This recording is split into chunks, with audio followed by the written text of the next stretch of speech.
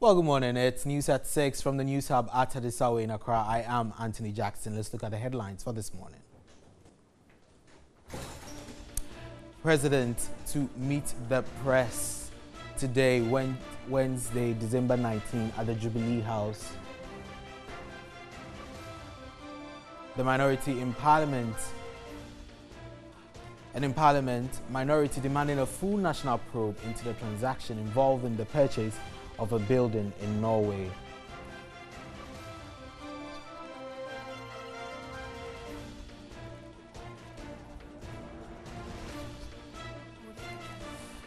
International Front, Zimbabwean military used live bullets to quell post-election violence in the summer. Was this unjustified according to the inquiry released yesterday?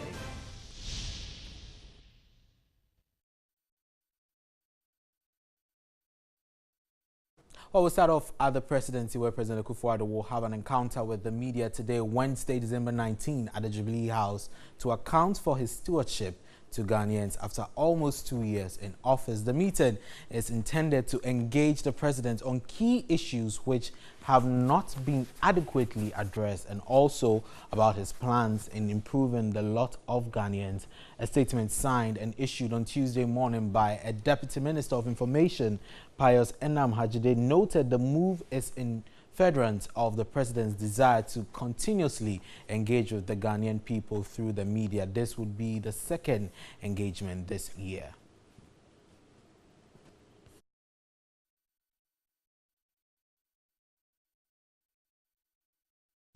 To the come of the NDC, where filing of nomination for the ahead of its presidential primaries has ended by the close of filing. 7 out of the 8 who initially picked the nomination forms had filed. The 8th aspirant, Stephen Atubiga, pulled out of the race to throw his weight behind former President John Mahama. This is important.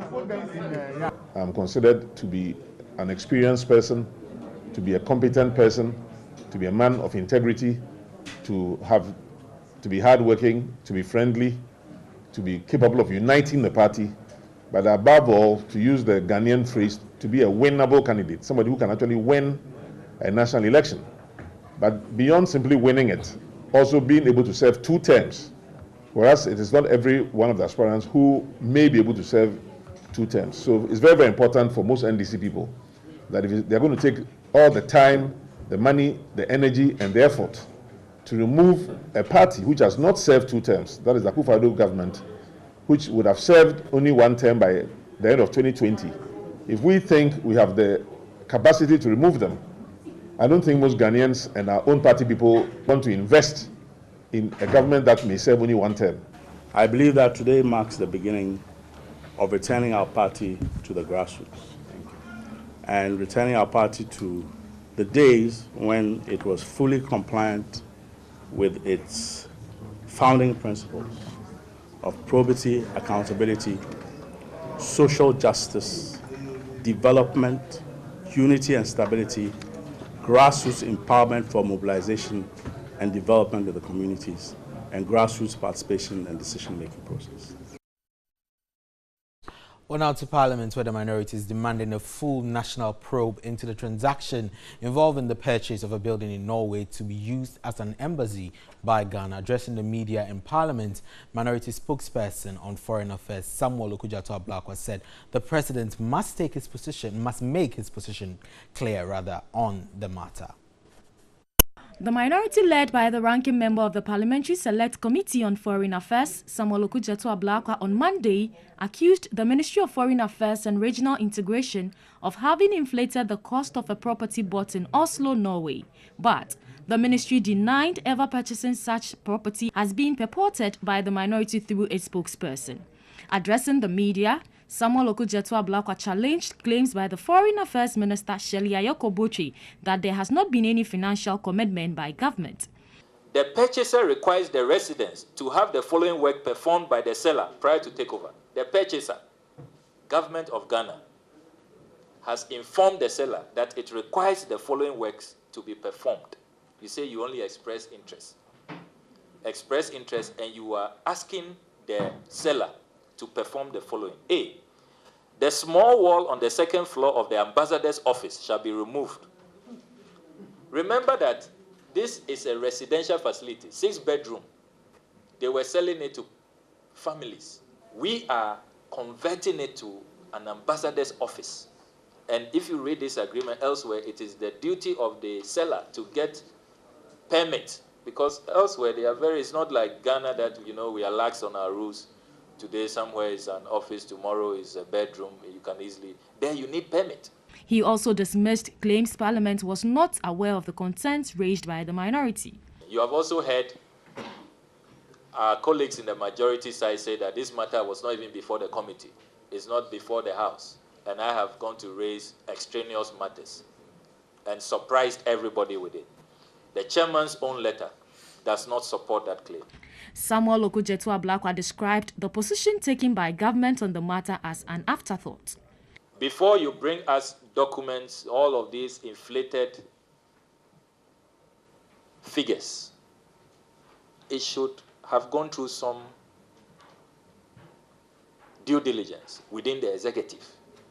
Parliament is not a dumping ground where you come and dump all these documents for approval, and then you say that you have only gone to express interest, that you didn't really mean the approval that you were seeking from Parliament. We want to know, to what extent is the President aware of this transaction? And he must speak to this matter. And he must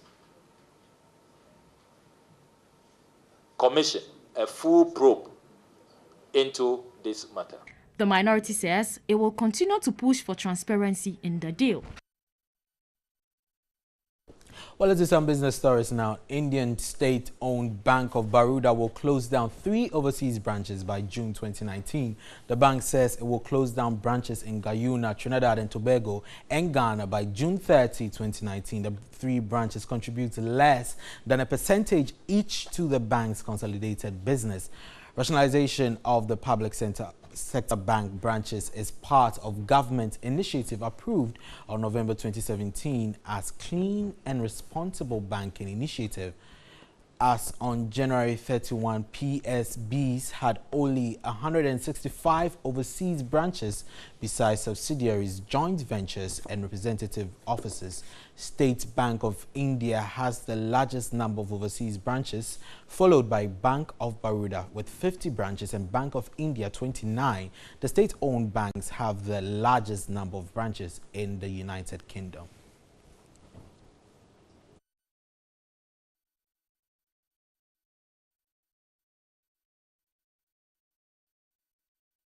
Well, the Ghana National Association of Small-Scale Miners says it would ensure members adhere to best practices. Government on Monday lifted a 22-month ban on small-scale mining. Under the new guidelines, small-scale miners are expected to follow laid-down regulations.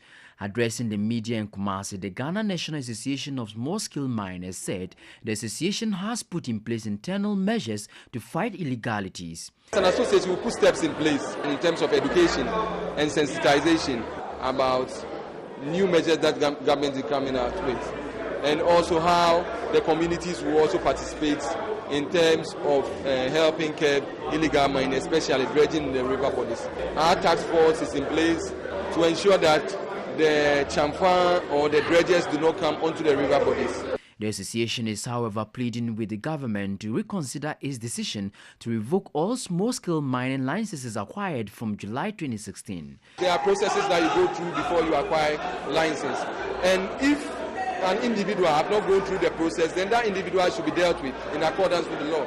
But a blanket cancellation of all licenses acquired by 25 has a lot of implications, so government needs to look at it. President of the association, Collins Osekusi, says a task force of the association will arrest anyone who goes contrary to the mining regulations. We have our task force in place. We also have our monitoring team. So they will make sure that anyone who don't go according to the rules will be arrested. We are not going to allow anybody to do anything as the person wants. The government in March 2017 placed a ban on small-scale mining activities in its bid to halt environmental degradation. Only certified small-scale miners will now be allowed to go back to site and operate under strict regulations. One of scores of beneficiaries of the Youth in Afforestation program massed about the premises of the Forestry Commission in Accra to demand their allowances that have been in arrears for more than 3 months. They contend, and they are also demanding for the removal of the Chief Executive Officer of the Commission, Kwadwo Efriye, popularly known as Sir John, accusing him of incompetence. This is not the first time the Youth in Forestry program are embarking on such protests. The beneficiaries say they want their allowances paid in full before the end of the year.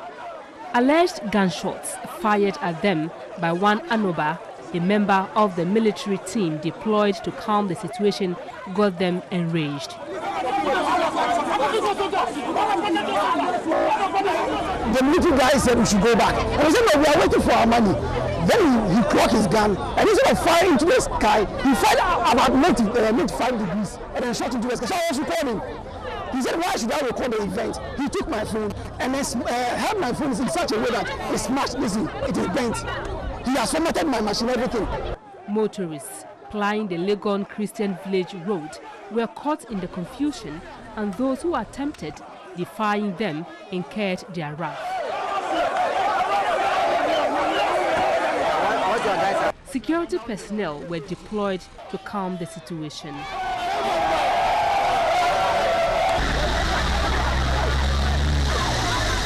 Chief Executive Officer of the Forestry Commission, Kwadwo Efriye, who had earlier addressed them, promised to pay their 1 month allowance, but the news did not go down well with them. They claimed several engagements to get them paid have been fruitless. They also accused their leadership of being in bed with management. We tried to assign some people to lead us in terms of negotiating with the authorities. But you know, when they go in there, then they give them something as pocket money. When they come, then they keep quiet over the whole thing. It has continued several times. For some, they want their allowances paid so they could quit the job. They should stop the project. We will not do it again. They should pay us our arrears and let us go home. How can we be working? Yes, I can be working every day. Corporate Affairs and Media Relations Manager at the Forestry Commission, Joyce Ofori-Kwafo, explained why payment had delayed. Us, and when money comes in from the Ministry of Finance, we pay them. Now, when we started the program, the funds were not coming in as expected, so the Forestry Commission had to go look for loans. That was what we used to pay them for the first 4 months up to July. And then after that, you know, getting the funds was becoming difficult. She further explained why the allowances of the employees have been slashed. Going forward, we realize that for the sake of sustainability of this program, we are going to slash the allowances of the graduates, that's the supervisors, to 800. Then the diplomates, they are going to take, I think, 600, and then the rest of them, their allowances were not touched. So what we did was that we didn't force them to accept it. And then we wrote them official letters saying that if you are still interested, just append your signature. The beneficiaries have been staging various protests over their unpaid allowance, which they say has left them in a dire financial situation since September. Let's delve into some issues surrounding corruption. The Ghana Integrity Initiative, GII, has expressed disappointment over the inability of the public to track investigations on corruption allegations. The anti-corruption body said it is scandalized by reports that some government appointees and ministers of state are withholding information from the police and the Attorney General's department. Here's a report by Godfrey Tenam. The Ghana Integrity Initiative, GII, mentioned the $74 million waste bin scandal, which was alleged to have been inflated by at least $31 million, revealed in August last year. According to the group, nothing has been heard about progress in this investigation in more than a year. The 98 million fumigation contract and other sanitation contracts, the GFA and Kwesinyantechi scandal, Metro Mass Transit scandal, Ghana Bauxite Company scandal, Australia Visa scandal, diversion of premise fuel, and the double salary allegations against some members of parliament are some corruption allegations the GII is demanding answers.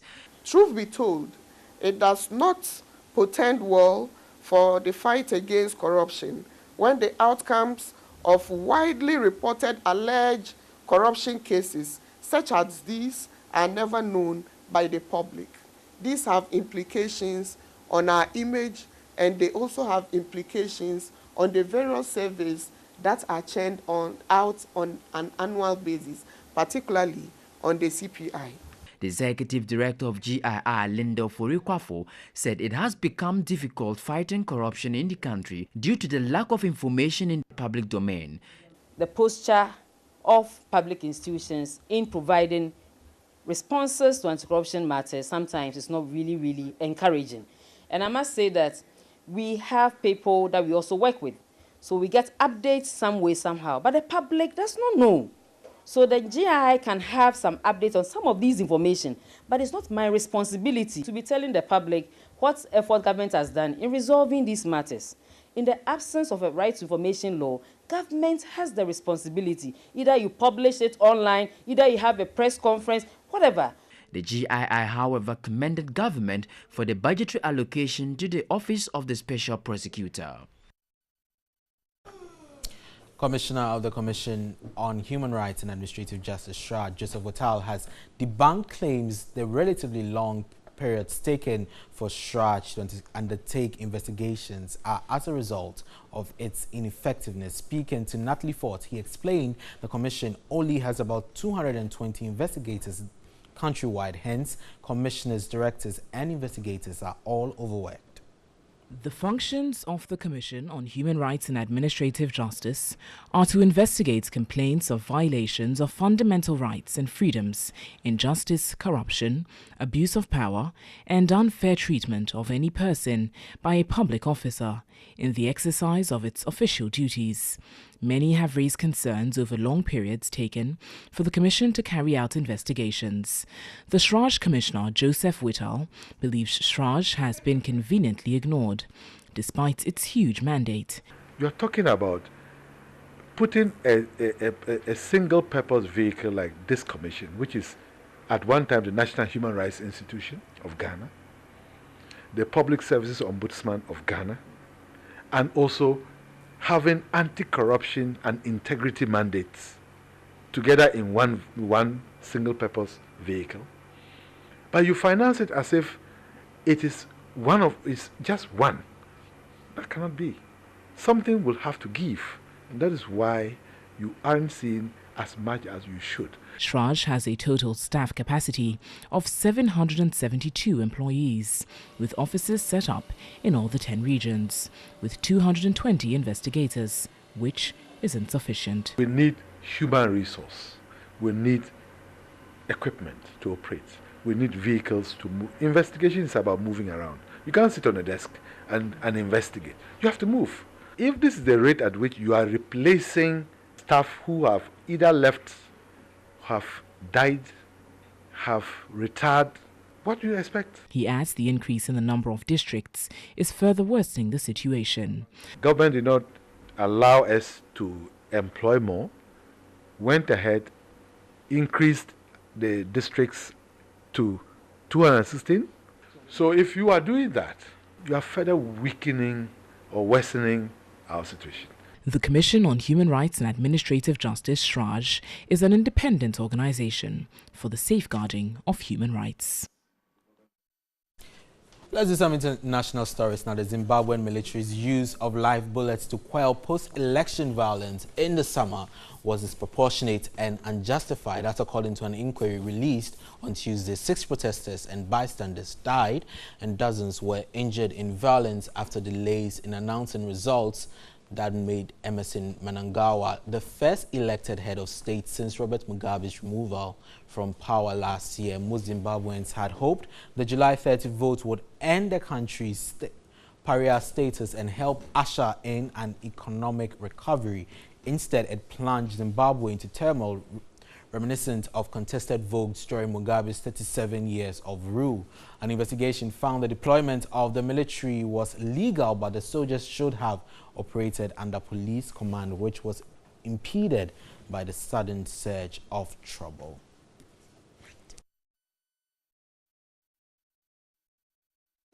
Well, that's it for the news for this morning. Newday returns shortly after this break.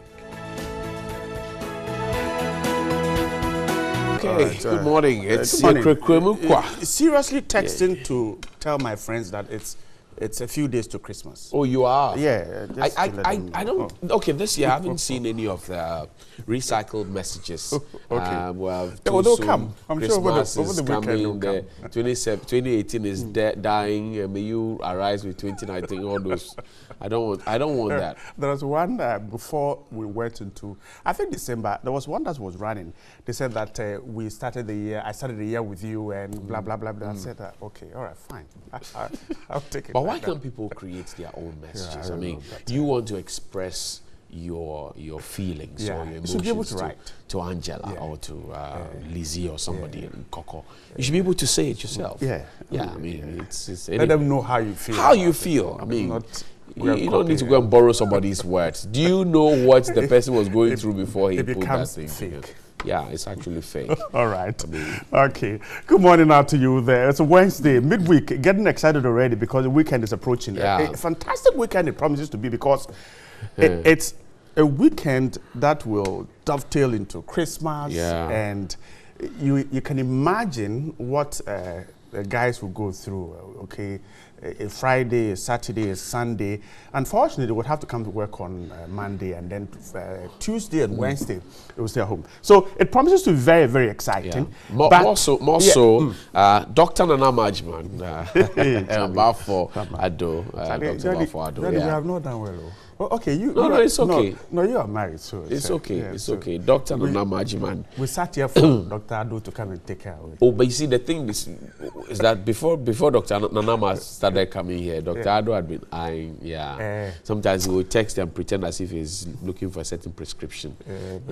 Certain. I tried. It was my prior request, but it didn't work. It didn't work for you. Yeah, it didn't work. Because you are not a doctor. See, I've told you. Maybe next time when I come, I should go. When you got admission to go to the medical school, you refused to go. Now, see what has happened to you. We're announcing to you that lady who's been sitting here. She's been taken. Okay, those of you who were aspiring to be candidates. You don't get anything you won't marry. Saturday is a big day. She's been taken, and Dr. Ado, good morning. Dr. Ado, we know you're fine. Dr. Ado's uncles are my friends. Cecil Ado, Cecil Ado. All right. So wonderful Wednesday morning. Certainly, I'm sure you join us for the party come Saturday when Dr. Nana Majima and Dr. Ado, Bafo Ado. They will tie. Why did they always say they are tying the knot? Because you stay in prison. But I don't see any knot. It's just a ring. Is in your mind that so they are tied. Found two mother me down. So you have been put inside a cell. That's your cellmate. All right. Right. Now the show promises to be exciting. This morning, we take a look at 1,200 of them. Police officers were told will be on our streets across the country. Is it Accra across the country? I'm sure it's across the country. I think it's Accra. Okay. Well, I didn't get the memo. But 1,200 certainly is not adequate. Okay. If you ask me, because the UN says 1 policeman to 500 people. So if you're doing 1,200, 4 or 5 million, I guess by now. If you are so 1,200 by 500 will give you like 600,000.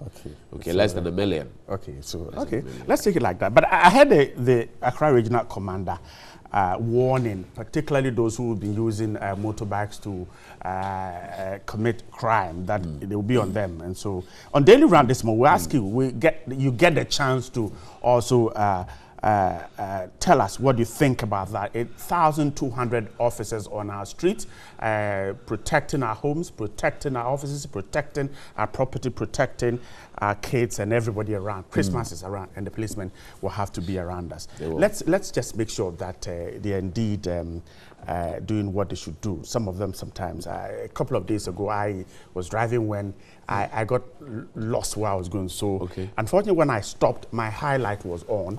And an officer who was, I think, about 100 meters away from me wasn't too excited about it. He said my light was on him. And I said, Chief, sorry, but I was lost. I was trying to find my way out. And he didn't look professional at all to me. And the way he tried to harass you.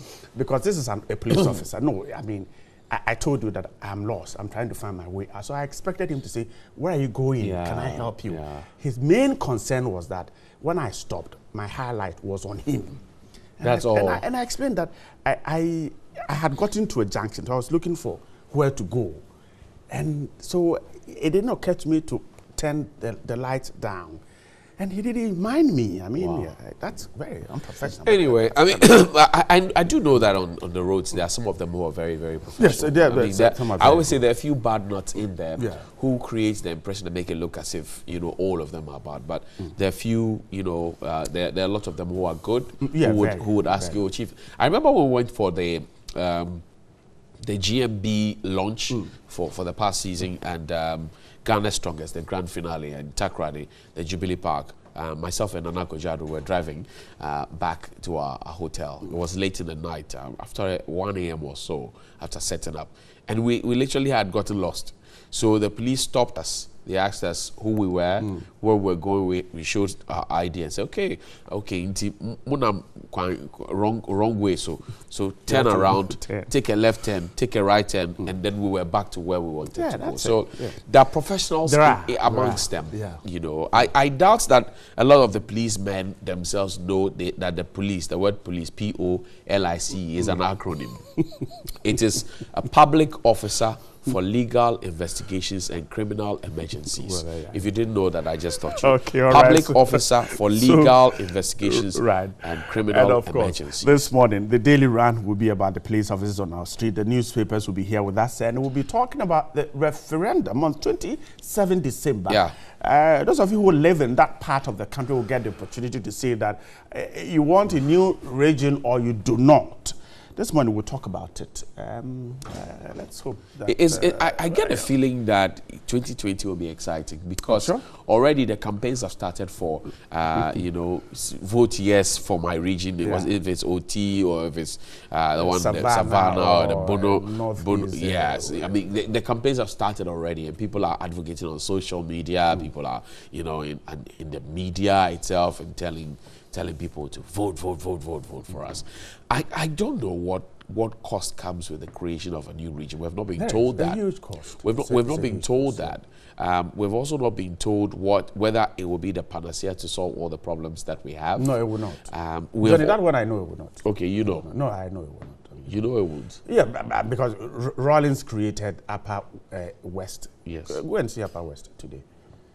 It's the same Upper West. Just a few things to talk about. It will not solve our problem. It will not. The development problems there will not. It will not solve it. So what will solve it? Because yesterday, as I went through Honorable Yanka's book, The Trial of J.J. Rawlings, I got the indication that the actions at the time hinged on the people. We're supposed to have given a lot of power to the people in terms of local governance and all of that. Right. 25 years down the line. It's the same thing. And we're back to the same thing. I mean, our local governance structure is there. It's the same thing. But people would choose to run to the MP instead of going to the assemblyman or the unit committee to ask them questions about why something is not happening within their vicinity. Decentralization worked as far as power is concerned. Right. So we have a district chief executive. But you see, when you put the man there and give him the authority to represent the president, the man doesn't have money to deal with the issues. They know their problems. When you go there, they know their problems. The assemblies can't fund certain projects that will open the place up for development. Look, most of the district that we visit, the major problem is that the roads there are not good. Once the roads are not good, businesses won't go there. Exactly. The assemblies don't have the money to fix the roads. Central government will every year read the budget, and then you hear Boli Bamboy Road, Achensua Nkwanta, Dome Kwabenya. Every year they will mention Sola, they'll mention the roads. Eastern Corridor, and yet they don't get done. The assemblies can't fix them. So you put the officer there, you create the region. But the key thing is that you need to get them what is needed to open the place, to develop the place. Just creating the region isn't the solution. It's not at all. Yesterday, it's not even 10% of the solution. Other than that, at the Upper West today, today should have been out of. If we're mentioning 4 regions in Ghana that are poor, Upper West is there, is in there. Now, if Rawlings created that region because he thought that create that region and bring development, then it didn't work. It's been a fiasco. Yes, today it's one of the poorest regions in Ghana. Everything there is in a complete disarray. Among Ghana, yesterday we drove through Adenta. So after all the hue and cry, of course, it started from here. Community Connect picked it up earlier in March or so. Then it became a national conversation. Everybody was talking about it because the people of Adenta had gone on a rampage.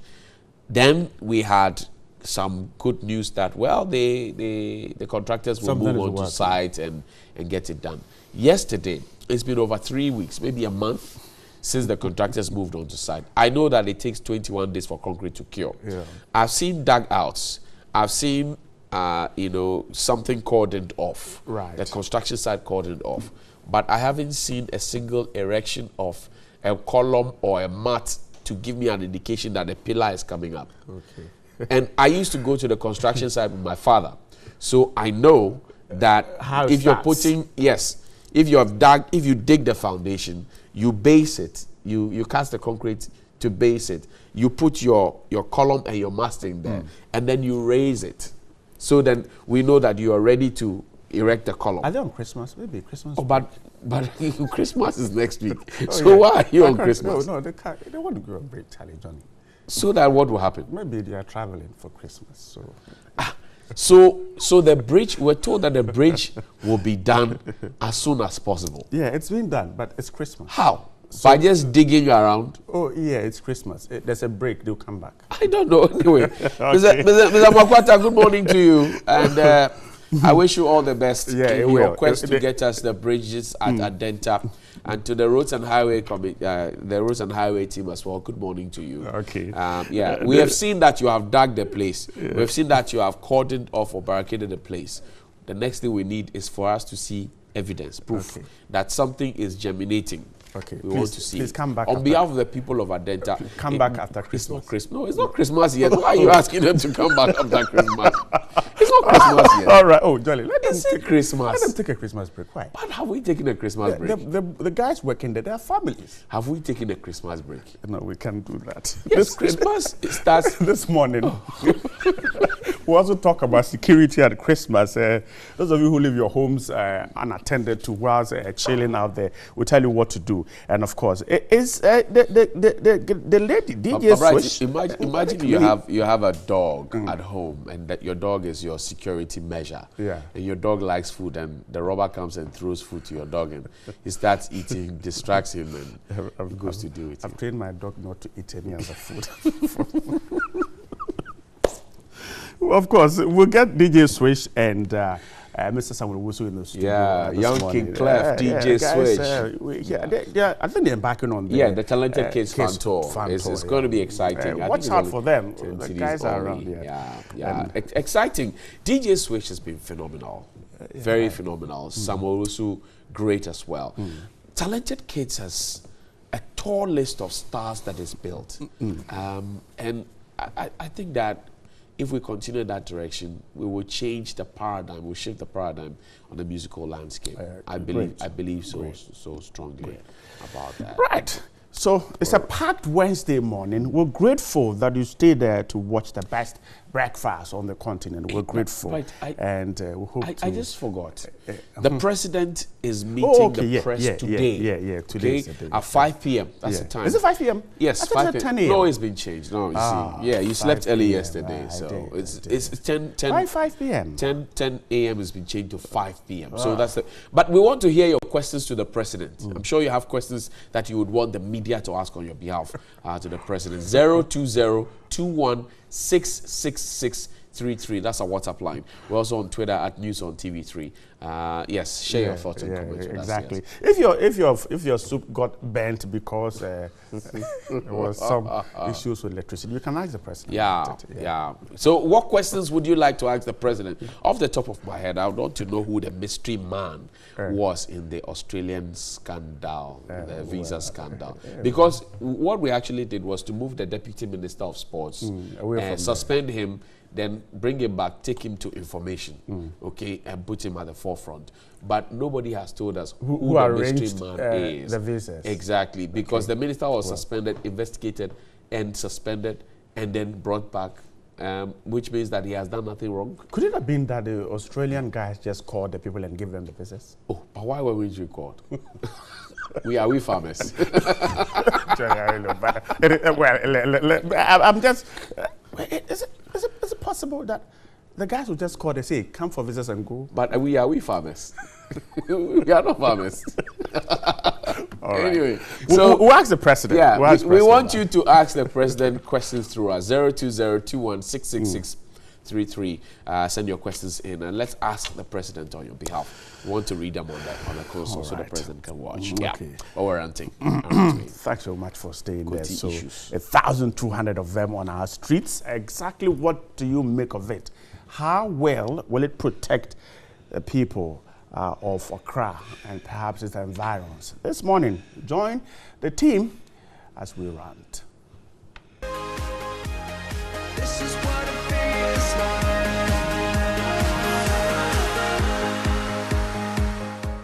If you fire, we go fire you. Fire make a fire. Our area be so. Fire make a fire. Good morning and welcome to Daily Rant here on Newday. My name is Josh Quinn. We are live on DSTV channel 279. It's just a great feeling knowing that Christmas is just a few days away.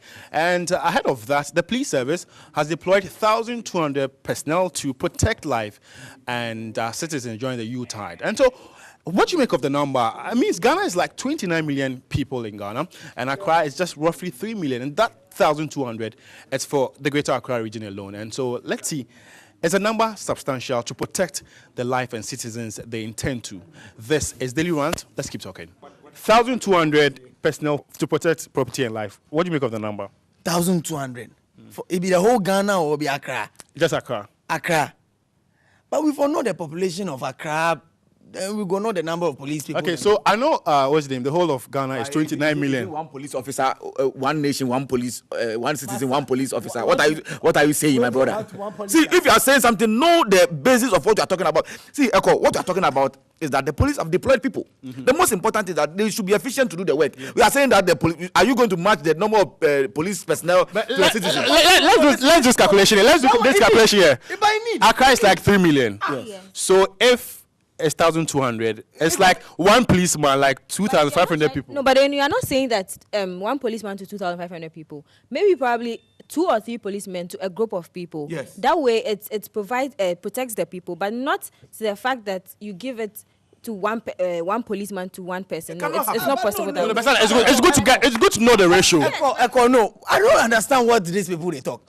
Say we for no divide. That be how we go not say then go for job. If we not do 1 is to like 5 people or let's say 10 police people to maybe Adabraka. How they go for job? Yeah. So if you go to Mokola, how will you know that 10 people have gathered here? So police people should go there. It's a number of people that are the Mokola. So why we get they say we get patrol team. Then go patrol for inside. Never go gather. I don't go diko concern. 10. But I think with this number, I still fear say I'm not well protected. Exactly. Let me tell you. in Düsseldorf, when you go to their train station, a huge number of people, you see only 2 police personnel are walking around. They supervise everything. The most important thing is that we have to put the right structures in place. We have to get street lights and all that can support the work. You understand what I'm saying? Thank you. You went to where? You went to where? Answer. I'm saying Düsseldorf. In Germany. And they have the number of police personnel there. You see about 5,000, but only 2 police people are working there. So if they are giving us, General, we're not there. We're not like them. So that was what I was coming to. You said they should put right structures. Do we have the structures? Do we have the structures? Master police. If they give the structures, will you protect it? We Ghanaians, we don't protect our structures. How do you expect us to protect the structures? Why we are Ghanaians? We are talking about police people. You see one policeman, Okitahi, hello. Okay, let me ask him this question. So, Osha, roughly, what figure do you expect the police should have deployed? In common man police, they should give us like a large number of police. Without the police, you can't even protect yourself. Is that what you are saying? You should be able to protect yourself. People are being responsible. People are being responsible with the things that they do. People are being responsible. They don't know that they shouldn't litter. They shouldn't cause trouble. They know. But General, you know, say Christmas, armed robbery, it's very high. Very high, no doubt about that. We are not denying that fact. But what you are trying to say is we should be responsible in our own way as Ghanaians. If let's say I'm supposed to go for church service on 31st night, I'm supposed to protect myself before thinking of the police also protecting me. I'm not saying the police. So okay, fine. You've locked everything in your house. Yes. Fine. You are going to your watch night service, and you meet armed robber. How do you protect yourself? They will definitely be around. The policeman would definitely. You expect them to be around? How would you? If they are around. 1,002. Responsible in our own way.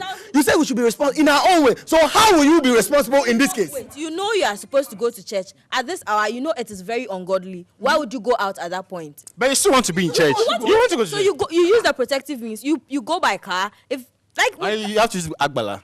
Oh no, but then this is Accra. This is Accra. Like we in Accra, we don't. What Bite is doing is taking the whole thing out of context. Yes. What I'm trying to stress on is that we are living in a citizen where people must be up, like they should be up and doing. If the police, the number that they've given is a good number. 1,200. It's okay. The whole Accra. It's okay. Meaning one policeman is to even recently, people are complaining. People are complaining that the way the police are handling people on the street is too much and all that. So this number, we have to manage it. Next time they will increase it. They are giving small. Start. Maybe you don't understand what you are saying here. Meaning one policeman is to 2,500 people. One policeman until the 2,500. So hey, what do you say? That's why they work in groups. See, the thing here, if you don't understand, you don't understand. They have a mechanism that they used to work. We can say the number, but the number doesn't mean that they don't know what they have. They work like that. You see the way if they are arresting people. If they are arresting people, you see the way they go in numbers and in groups. So don't say what you don't know about my brother. I'm talking. Listen. Hey, I'm ready for the American. Hey. I've killed you with the mechanism. I'm talking about. I've been a police force before. I'm telling you.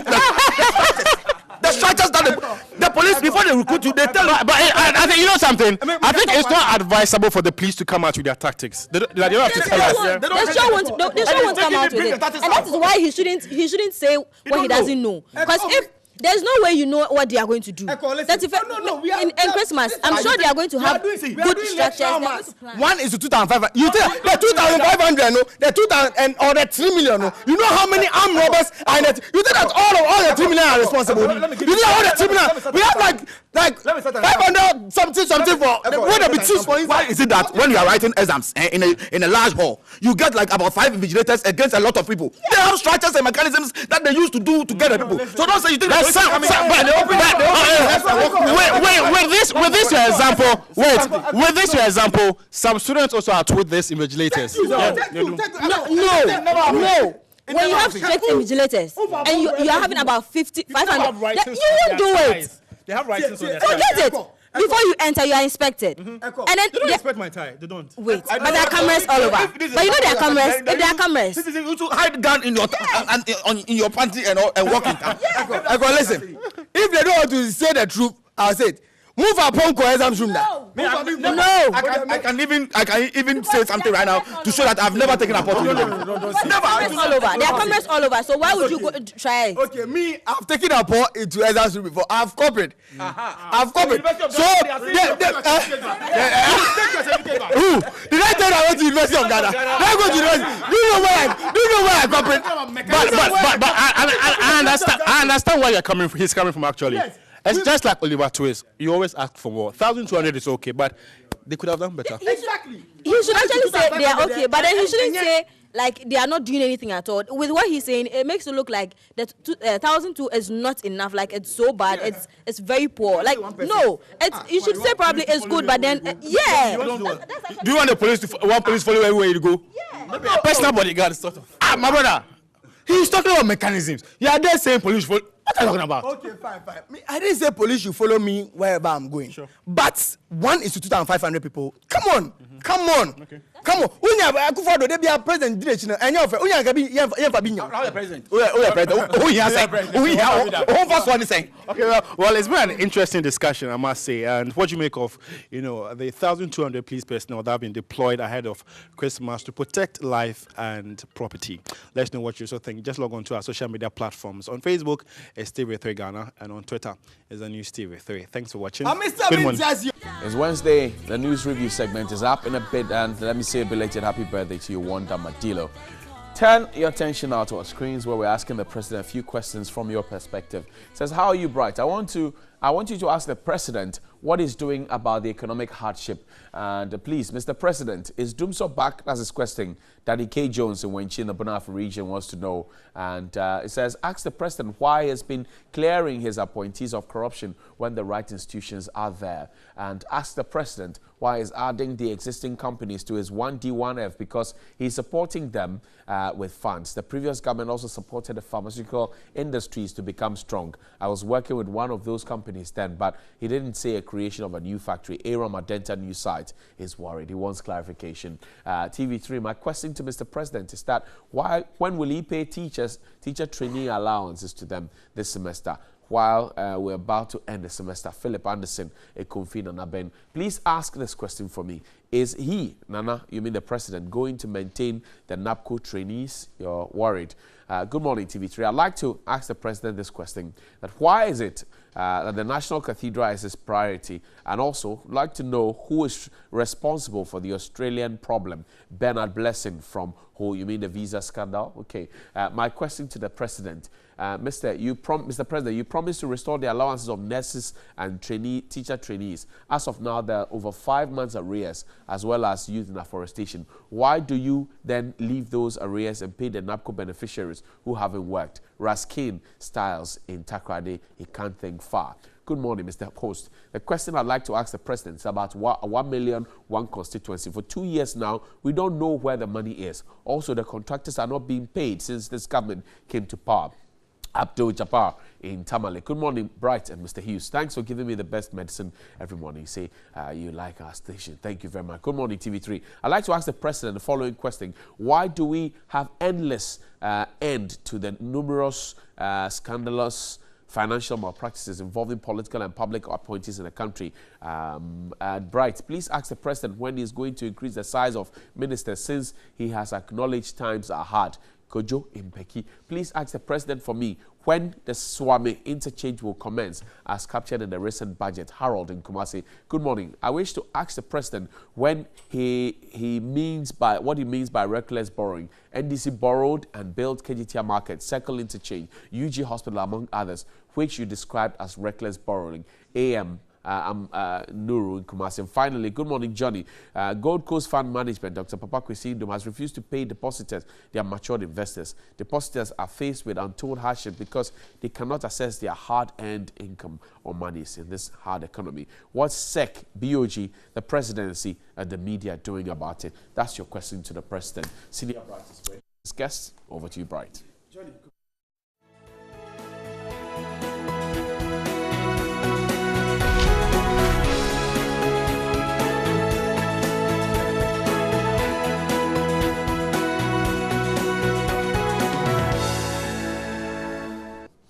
All right. But keep your comments coming. We'll read them. The papers are here. The final this morning says Otumfo Togbi 3 revive bond, emphasize peace, unity, and development. The injunction on the NDC primaries gets some front page caption on the Finder this morning. We also told about the IMF, a boss who's been talking. She says that Ghana has everything it takes to do without an IMF program. The Herald this morning says Akufo-Addo's friend awarded $3.5 million foreign ministry contract, and Cocoa Board probes missing and tempered documents on Opuni trial, and the government promotes key witness in NCA case to Brigadier General. The Daily Guide, NDC raised in limbo, court slaps injunction, and a story of ex-minister Sue's husband for bigamy also gets some caption on the guide. The Ghanaian Times, GIR takes government to task. The executive director's photograph is here, and just talking about corruption investigations, and the NDC story gets some attention also here. The president says, don't ignore digital age disruption. And the Daily Graphic carries the front page at the NDC presidential primary on hold, court places injunction, and night market booming on the Graphic Road. Photograph of what happens there at night also there. My guest to do the talking this morning, Member of Parliament for the Second constituency, a member of the NPP, is Honorable Anthony Japan Mesa. Good morning. Good morning. Hope you're doing great. By the grace of God. And ready for Christmas. Yes, and particularly since it's my daughter's birthday today. Oh, okay. Yes, my okay. How old is she? daughter. She turns 4. Oh, 4 years. Today, and I know she's watching me this morning. Oh, okay. She's called Alison Renee. Alison Renee. And for Mesa. Oh, Alison Renee. Let me take this opportunity to wish her a very, very, very happy birthday. God's blessings. May she grow from strength to strength, and that wish to assure her that her mommy, James, Andrew, and myself love her so much. Great. I'm sure mommy will be very excited. Of course, before my constituents attack me. Good morning to my constituents as well. Except that I'm filled with joy, you know. So, okay. Yeah. Happy birthday once again. And former MP for Nanton, former Deputy Trade Minister, now vying for the Tamale Central constituency, and a member of the NDC, Comrade Murtala Mohammed. So, good morning. Good morning. Hope you're doing great. Inshallah, we can't complain. We just have to struggle and prepare those who celebrate Christmas for the driest Christmas ever. I can only wish Nenefua a happy birthday. I don't celebrate birthdays, but kids, you need to. My daughter celebrated her 2 years birthday sometime last 2 weeks, so I can only wish Nenefua and pray that she grows up to be a very responsible citizen. May all her wishes, of course at that age, 4 years, I believe when you ask her what she wants to be in future, she should be able to tell you. May all of them come true. She will tell you that she wants her special daddy. Exactly. One other prayer I'll add is that may she grows to be a very strong and staunched NDC member. I know the mother will be saying amen to this prayer. I see. All right. Happy birthday, Ifua. Of course, the uncles and all of us here from TV2 will say happy birthday this morning to you there. We're grateful. Now, let's start our conversation this morning. The president is meeting the press today. Initially slated for 10 a.m., it's now gone to 4 in the afternoon. The Daily Graphic has a story, but a quick one. Honorable Mesa, the president said this is the time to let the press know, the people of Ghana know about his stewardship. What would he be telling Ghanaians? Well, I think that over the past 23 months, since government took over the reins of managing the affairs of this country, a lot has happened. People have spoken on several occasions for and on behalf of the government. But every time that the president himself, who was given the sole mandate by the people of Ghana to administer the affairs of this country on their behalf for the next 4 years, or for 4 years beginning January 2017. He makes a compelling case because people listen to him, they pay close attention, and whatever he says is much more receptive. And previous Meet the Press encounters amply demonstrate this. And also when the hula baloo about the military cooperation agreement was generated, the president spoke and put the issues in perspective. And discerning Ghanaians, who are obviously in the majority, understood him, that there were no issues. The progress of the economy, particularly campaign promises that we made to the people of Ghana that are work in progress. And I would always say that we haven't achieved everything that we mentioned we're going to do in our manifesto.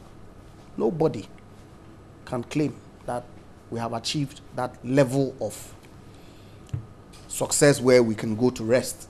Ghana, we all know, a developing country. We used to be a low-income country. By the grace of God, moved to middle income. We still haven't arrived. We have huge challenges that this government delivered a particular message to the people of Ghana that they bought into. And government has commenced since January 2017 the implementation of that agenda. We haven't finished. And so he would give the people of Ghana a status update for all the things that we've done, all the plans that we have in place going forward that he intends to roll out. Of course, he has presented two major budgets, if you like, for 2017, 2018, and now the third one, 2019, that the finance minister delivered sometime in November this year, outlining government's programs. On two occasions, he appeared before Parliament, the State of the Nation address, to give an update. But on all those occasions, there's no opportunity for the media to ask questions. And so I expect that many of the issues that our brothers in the opposition are raising, clearly, many of them red herring, have no substance whatsoever. And look, our politics, I always say that the fact that we say that corruption perception amounts to some level of corruption, people will always create their own distortions, their own falsehoods, their own half-truths, and invite the public to have a debate. Clear case in point is this Oslo matter. Unbelievable. Can go back. They went to SEC. They've still not arrived. You recall, over the bond issue, they went to SEC in the United States. Still, they haven't come back. What are the issues? What really is the corruption in this Oslo matter? Particularly when it is a fact that no contract has been signed. I'm indicating the context within which I expect His Excellency the President to address the people of Ghana today and open himself up for media interrogation. But this is topical. Okay? So the fact that some process has commenced and you, being a member of parliament, discovers that property on the market that has been offered to the government of Ghana, for which the government of Ghana has not accepted the offer and gone ahead to effect payment, is significantly higher today than what was bought 2 years ago, without knowing whether the 2 years ago sale was actually open market forced sale or whatever, you turn around to now accuse the minister of over bloating a price. Is she the one who made the offer? Is she not in charge? But has she concluded the sale? That's the point. Is she not in charge? But if you make an offer... Do we need to allow her to conclude? But you see, it's unbelievable. Do we need to allow her Look, to conclude? Let me Do we paint, need to allow her no, to conclude? we don't have to. Okay. We don't. But if it's a fair market price, she should go ahead and conclude. Why do I say so? I'm a lawyer. I obtained judgment over a property at airport residential area valued at 2 million Ghana cedis or $2 million or $5 million, whatever price that you wish to name. But because of the circumstances of the judgment and the sale, it goes on the market for someone to purchase it at $1 million. 2 years down the line, somebody comes in and says, hey, I want this property, which is valued at $5 million, for which the owner bought at $1 million. He offers it for $6 million. You say what? He's committed a crime. Is it prudent? You see, the fact that I purchase on a particular circumstance for $1 million, when the actual market value, that's the words I used. 3.5 is not 5 million. No, I'm using a scenario here in Ghana. And I can paint live situations of a warehouse that we obtained judgment over in Tema. Okay, it's valued at $11 million. We've been on the market for 2 years. Nobody is buying it. We have revised the reserve price on 3 occasions. Last week, I got a call from an official of Barclays that he's gotten somebody who is offering 5 million Ghana cedis. So if my client is desperate and he needs money to meet his obligations, goes ahead to sell the property at 5 million, and the person who buys at 5 million goes about the following year to sell it at the market value of $11 million, would that constitute a crime? So why are we painting a situation as if it could not be as if to say the minister has committed a crime? I ask you a question: is it prudent? What is the imprudence about the market value? If on the market the price is X and you get it for Y, you're not getting it for Y. You're getting it for X. Okay, so you think the point. So you think that the 12 million or whatever it is? I haven't said so. It's okay. I haven't said so at all. I'm only saying that the fact that you have a certain discovery that the property was purchased 2 years ago for 3.5 million, right, and is being sold on the market or is being offered for 12 million, doesn't mean necessarily that an over bloating of a price has occurred, because you need to know the circumstances under which the 3.5 million price was quoted. Because my understanding is that the minister obtained a valuation report. In any event, when you submitted this so-called evidence of a 3.5 million sale, the transaction has not proceeded. Yet you turn around because they have a set agenda. Should we allow this transaction to go? I don't. You see, let me tell you what. Because look, Bright, this is the taxpayers' money. This is the taxpayers' money. So is it wrong to flag if something is? I don't have a problem.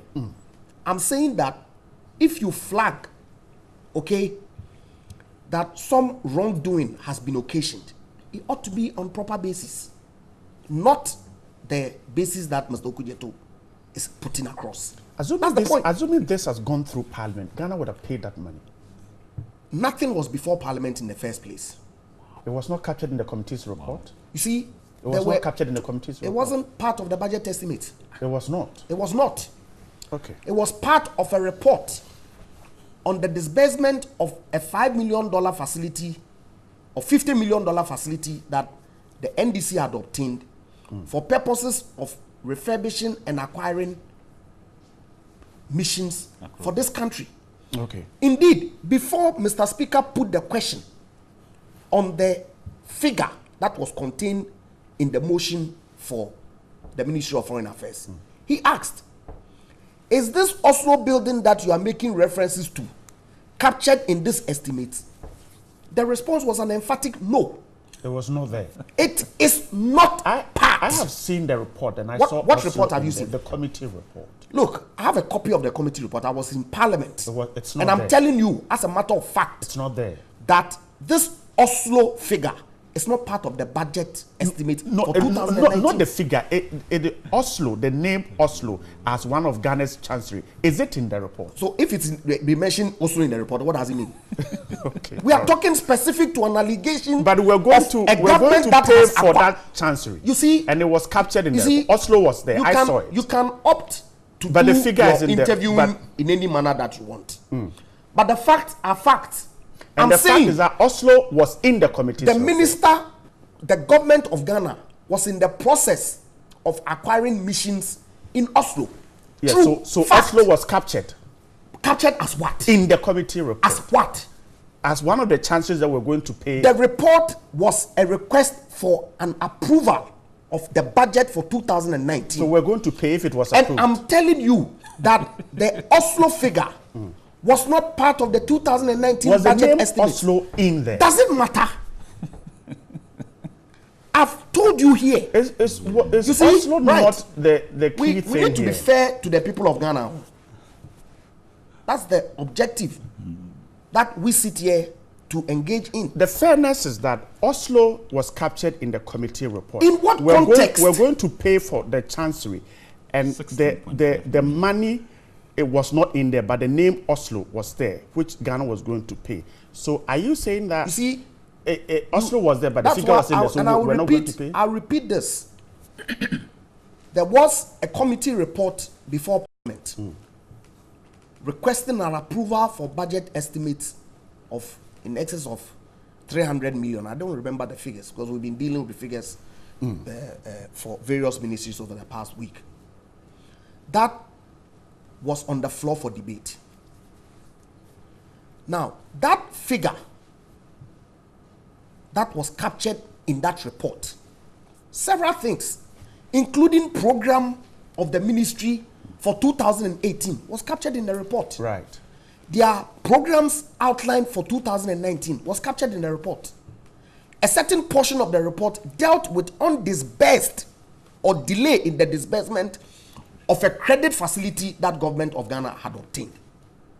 And I'm telling you on authority that the budget approved for 2019 does not include the Oslo figure. So Oslo wasn't there. Okay, all right. Let's not do this. Okay, let me conclude. I saw Respectfully. Oslo in there. You can but see if you Oslo say in the that report. the figure, it doesn't include the figure, but the name Absolutely. was there, that's fine. No, that's fine. You see, there was a certain report. Yes.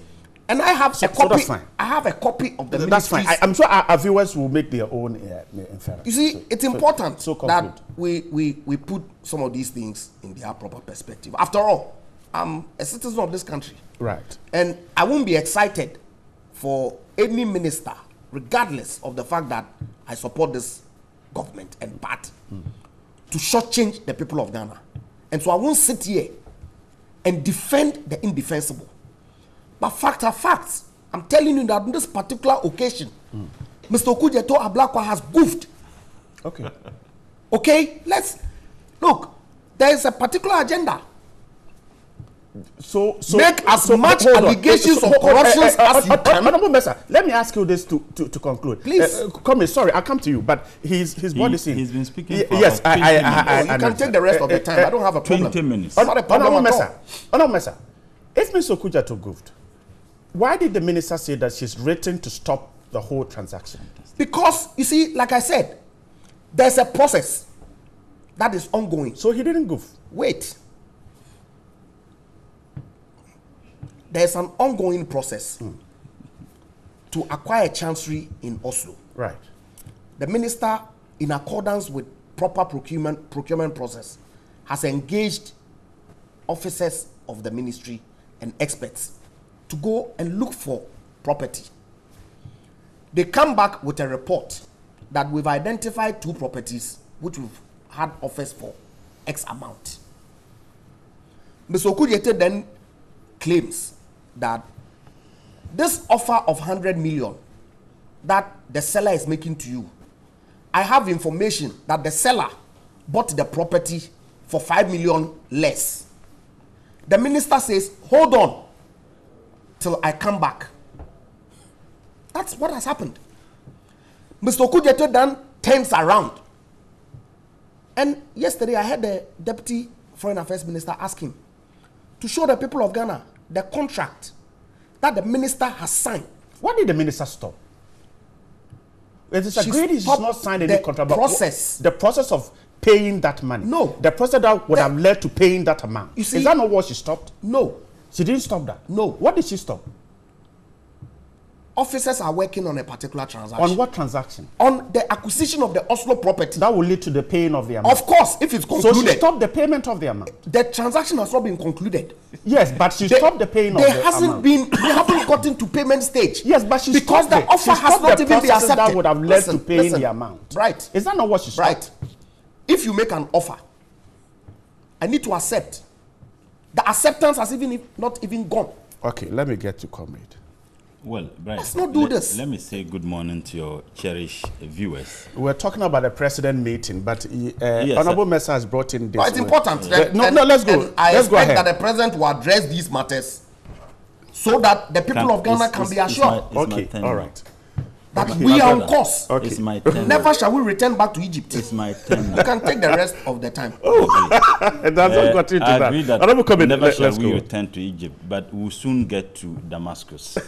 Let me say good morning to your cherished viewers, and of course my brother, and he's now called a patriot. When I call myself a comrade, he says he's a patriot. I can understand. And of course your good self and the good people of Tamale. I listened to him. He spoke for over 20 minutes. No, it's 15 minutes. I am in charge of the stopwatch. What time did we start? I am in charge of the stopwatch. It's 29 minutes and we started at 7. I am in charge of the stopwatch. I'm saying we started at 7. No, you're at 7. I am in charge of the stopwatch. So go ahead. Granted that we start. Granted that we started. I am in charge of the stopwatch. Granted that we started at 9 minutes past 7. Granted. It's 29. Okay, you go ahead. So Aziz Donla is watching you from Tamale. The important thing is that he spoke uninterrupted. I never interrupted. So I expect him to accord me with that reciprocal respect. The president indicated that it's an opportunity to tell the people of this country, you know, the verdict of his government. If the president is watching, with all due respect, the people of this country know the thievery that goes on in your government. The people of this country know that the Flagstaff House has become corruption clearing agency, and you, the president, with all due respect, is the chief executive of clearing corruption, and the vice president is the deputy chief executive of clearing corruption. And there are litany of examples where the president has demonstrated his unwillingness to.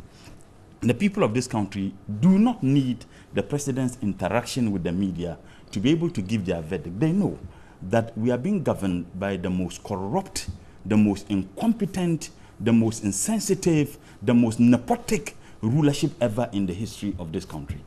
The people of this country do know that the promises you made, all the promises, that you are going to give them the most, if you like, competent rulership ever, do know that the very first assignment that your government was engaged in, they demonstrated absolute incompetence by plagiarizing not just one former president of the United States of America, but 4, without even having the decency, after they were caught pants down, to apologize to the people of this country. I do hope and I pray that the president this time around will get his facts right, because all the encounter he has had with the media, he peddled out falsehood information, facts and figures that are indeed started falling like packs of cards the moment he finishes with such an encounter. And I can give you one of such examples. A classical example has to do with even figures of debt to GDP. When he had the first encounter, he gave a figure that was contradicted by the Minister of Finance when he presented the budget statement. And again, the figure provided by the Minister of Finance was also contradicted by the senior minister. On that same platform, in the second year, the president indicated that over 90,000 Ghanaians benefited from the free SHS. He said, but for the free SHS, 90,000 Ghanaians wouldn't have had the opportunity. He went to Dakar, and you know the figure he provided, over 100,000. 90,000 and over 100,000 certainly can both all not be right. When the president returned, interestingly, my good friend and myself and he, we were on a sister TV station, and I pointed out to him that if you check the Ghana Education website, the figure they have provided there was 57,000. And he said that yes, it's possible that the president indeed gave the figure based on the number of people who were supposed to be admitted into the schools. So I gave the president the benefit of the doubt. I don't recall that encounter, though, but you go ahead. You certainly wouldn't. So subsequently, even after that interaction, the president keeps on repeating the 90,000. I pray that this time around the president wouldn't copy other heads of states, perhaps other flag bearers of this country, and I hope he doesn't copy President Mahama. I also hope that he will get his figures very right. So, Mr. President, you don't need this encounter to tell the people of this country the corruption, the crass incompetence, the absolute nepotic, family friends, and cronies rulership of this country, and that people of this country know that this country is being governed not just by rule of law, but the whims and caprices of the king. The president parades himself as the king. Now he's making reference to the president, addressing the nation on that scandalous, military arrangement that they had with the U.S. government. What did he do on that program? He insulted the people of this country and called those who raised genuine concerns about it as naysayers. I hope this time round he wouldn't use this opportunity to insult the people of this country. The people of this country do know that not a single factory, 1D1 factory, has been commissioned. And what the president has done has gone to indeed force some of the private entities and launch and relaunch them without a coin that has been extended to those people who are engaged in those factories. All the things they said, the 1D1 factory, and I have listened to some desperate justification being found to that yes, the president has indeed given financial assistance without a bucket of evidence that a kobo has been given to the owners of this, firms or these companies, not a kobo. So why would you come around and say that, yes, we have reneged on that responsibility and the promise we made to the people of this country by hoodwinking them into giving us the mandate that we are not setting up new district factories in the districts, but we are given financial assistance. They have still not provided. And I challenge the Minister of Education and this government to tell us one single company, one of the companies that they have gone to force the people to relaunch them, claiming that is the fulfillment of the campaign promise of 1D1 factory. They should tell us a kobo if they have given any kobo to any of those already businesses. I think 2 weeks ago we saw about 273 million dished out to some which company? Which company? When the NDC came out with a policy of assisting, pharmaceutical companies, we indicated how much we give. We mentioned them. We indicated where we got the money. They should tell us. Not a kobo has been given to those companies. And I'm saying that the people of this country do still remember the fact that was a scandalous allegation against your Minister for Youth and Sports over visa racketeering. You set up a committee to investigate the matter. Long before even the committee you asked for investigation into the matter submitted their report to you, you went and declared the person as not being corrupt. Then who was engaged in the visa racketeering? The very people you have called back to come back and take their responsibility. There should be someone who engaged in those visa racketeering allegations. Who? The people of this country do know that under this government, the boss story allegation hasn't been fulfilled. Now he's talking about the Ken Bond fraudulent, deal. Like seriously, we are still asking questions. Who bought 5% of that fraudulent deal? When the minister had the opportunity to address the people of this country in parliament, what he ended up doing, he appeared condescending and insulting everybody. We still demand to know. And I think that the president should be responding to them.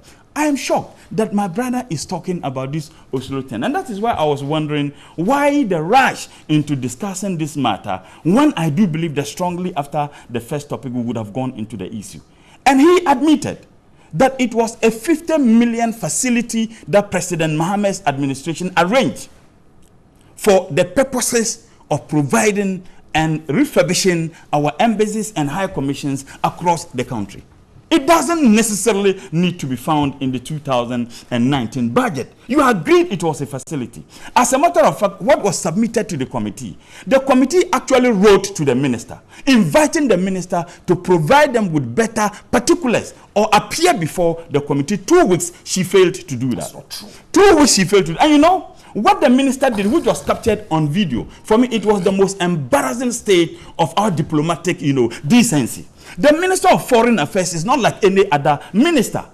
In fact, the international relations and diplomatic practice I did in Legon, thank God I was taught by a very strong NPP person in the person of Ambassador D.K. Osei, who taught me diplomatic practice. The Minister of Foreign Affairs is supposed to epitomize the diplomatic decency of this country. On that day, the minister indeed threw that diplomatic decency to the dogs. You could see that she was incomprehensive. She could not even control herself. And the way and manner, was it not embarrassing?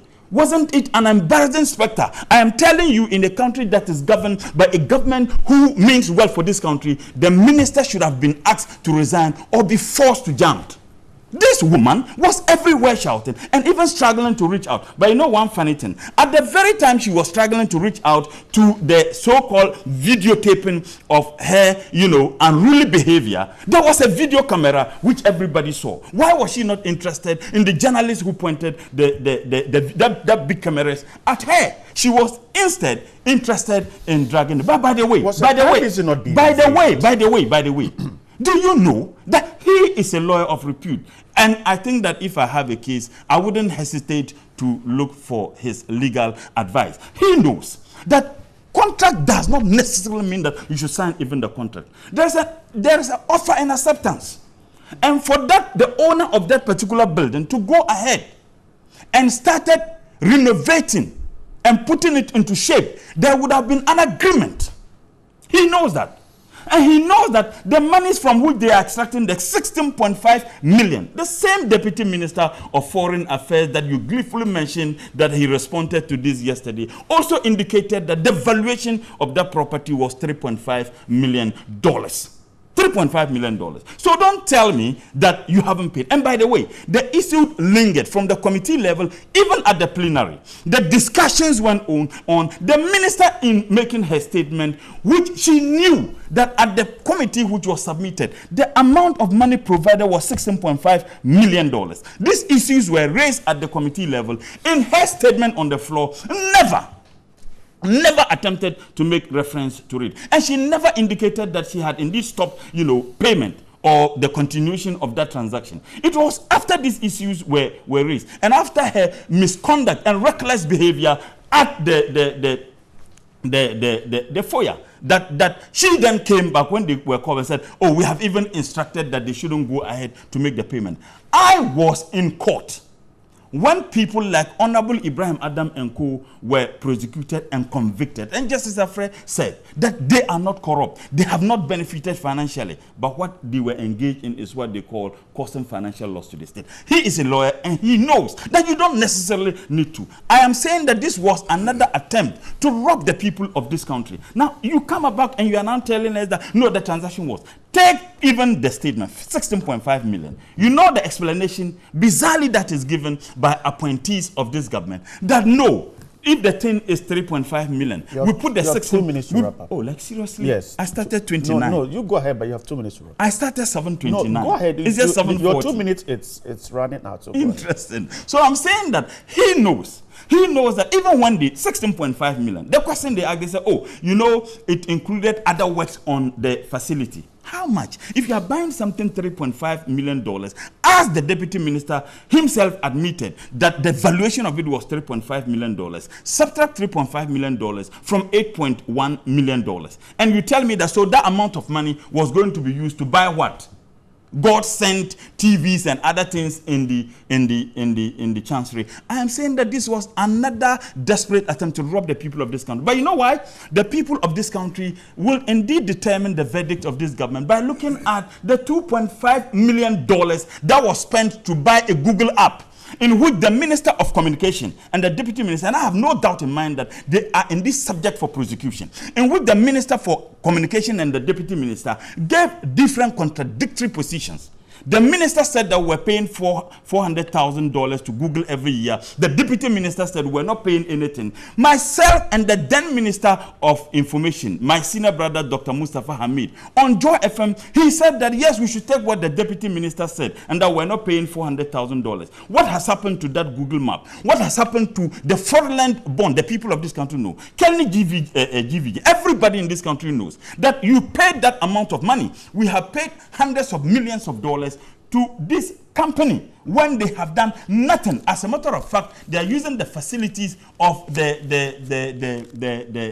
Ghana communication NCA. That is, they are using their facilities. On what basis? The people of this country know that the cylinder fraudulent and corruption, that TV that went on there, the people of this country are still asking for corruption. And now you come about and then he says that, oh, the people of this country knows the kinds of promises that the NPP administration. Let me state here and now that government has given not a dime to the so-called relaunching of one district, one factory. And I challenge this government to provide us with evidence. But by the way, the people of this country are well aware with the mess. Now, you have listened to what my brother read on even the restoration of the trainee allowances, nurses training. They said about 6 months they haven't been paid. The people of this country do know that the Ghana Police Service themselves, in their report, said that 2018, first quarter of 2018, registered the highest rate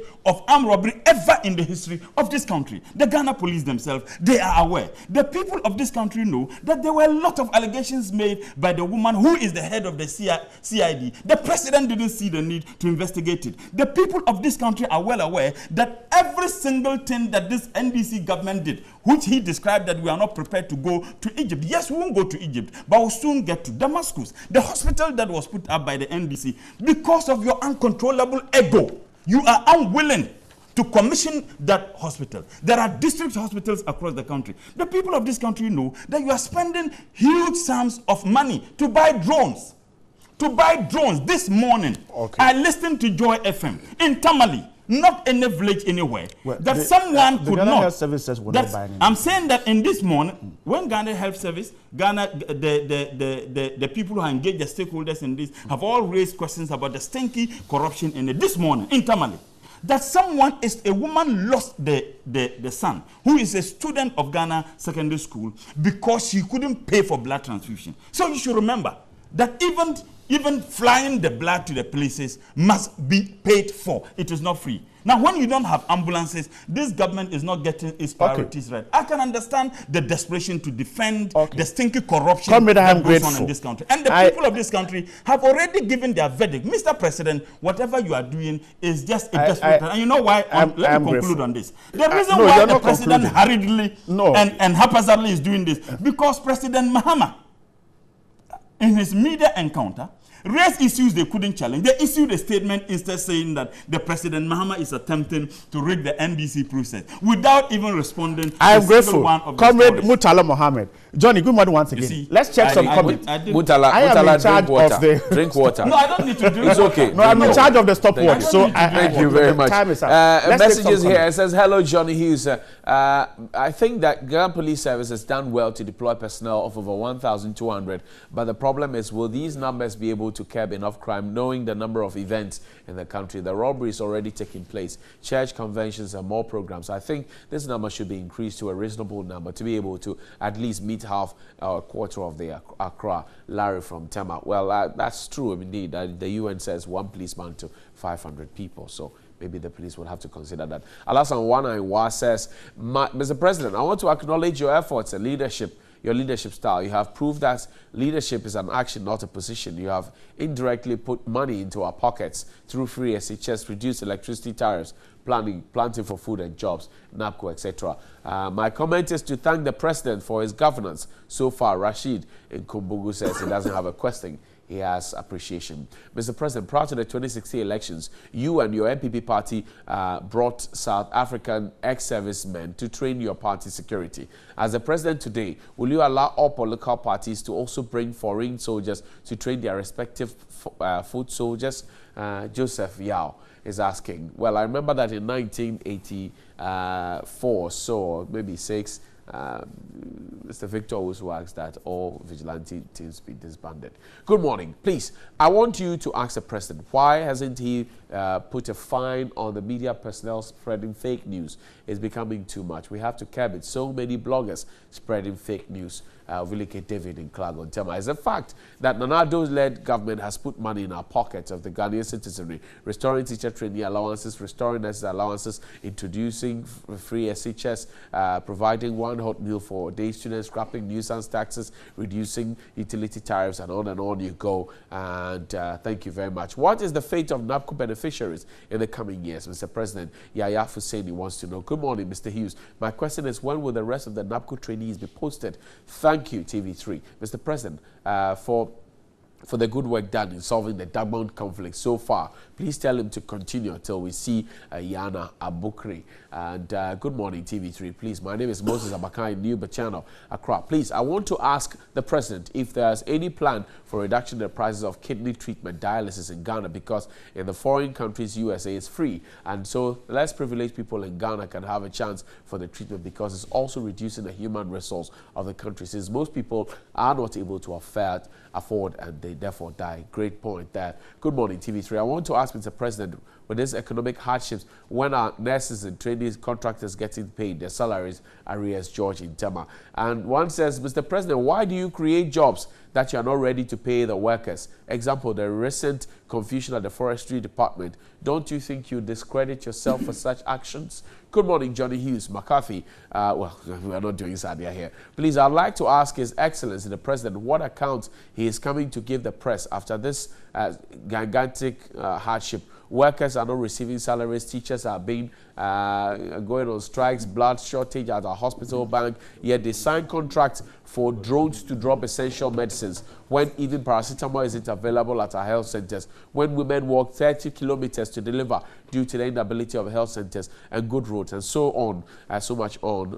We're patiently waiting for him for our promise of one constituency 1 million. Fred in Ashama. Good morning, TV3. I wish to know why the government is not paying the contractors since they came to power. Please ask this on my behalf. Raphael in Kumasi. Please ask the president what his honest assessment of his 11 ministers are in relation to the current hardship that people of Ghana are going through. Lugutua in Accra. Mr. President, why are you trying to do this outside your campaign promise, which you don't need now? Please concentrate on the promises like 1D, 1F, 1 million, 1 constituency, and others you promised. Let's raise funds for those ones instead. How funny Ghana is. And finally, I wonder how the president is going to answer $1 million per constituency question and its disbursements, especially where they claim it has been used to construct a toilet facility within a constituency. MPP chop in this interesting days ahead. Fred in Pram says so. Right. Okay, all right. No, you're not continuing. We're wrapping up our conversation. Oh, like seriously? Yes. Right. We're wrapping can up I ask a question? No, you're not allowed to ask just questions. a question. No, just a question. No. How can you? No, Mutala, you are not allowed to ask questions. Come, you are not allowed to ask questions. Let's wrap up our conversation. Well, unfortunately, we have to wrap up at 7:45 because of a few things. Oh, no, Mesa, let's wrap up the conversation. I don't want us to touch another topic. Quickly, your final words on the president meeting, and then we wrap up. Well, I wish there was more time to address. Yeah, unfortunately, we don't have the time. My friend here has raised, and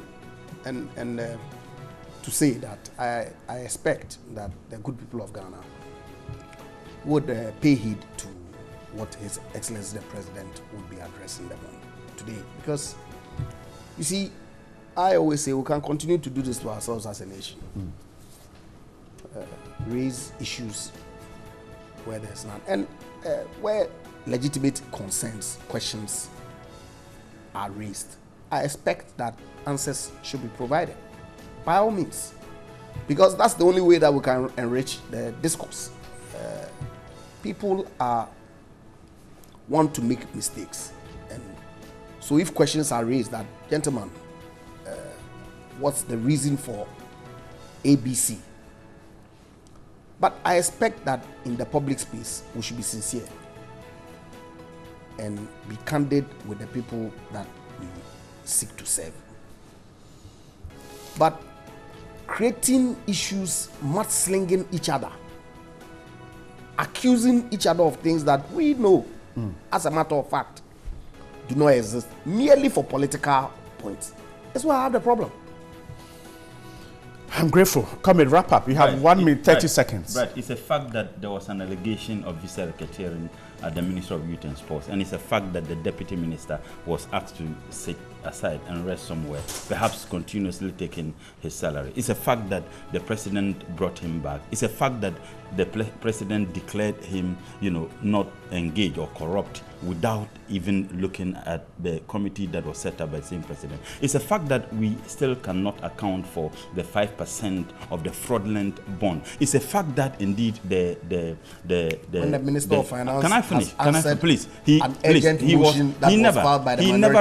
never responded. And what steps he appeared did he take condescending. I am saying that it's a fact that all the issues I have raised. I thought that he was going to challenge a single. Please, he was going to challenge a single one. Which stimulus package?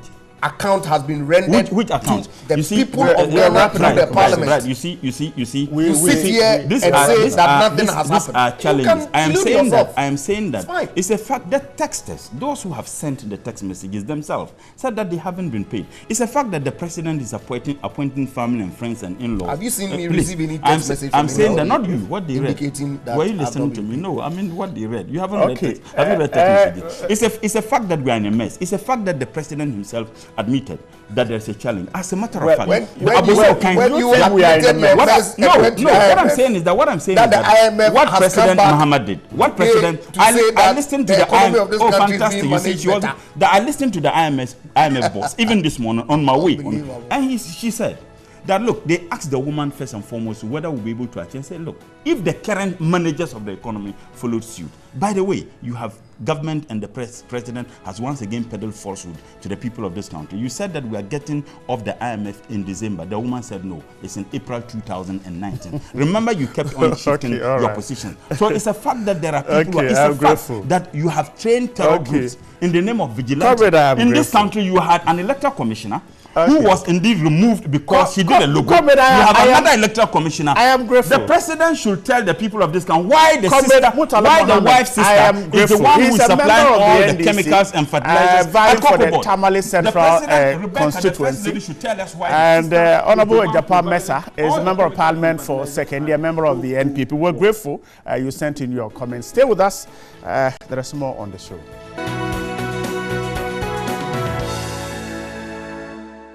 Welcome back. Now, we promised you a conversation with the Electoral Commission. I've been joined in studio by a Deputy Commissioner of the Electoral Commission, Dr. Eric Bosman Asari is my guest. Chief, good morning. Thank you very much for your time.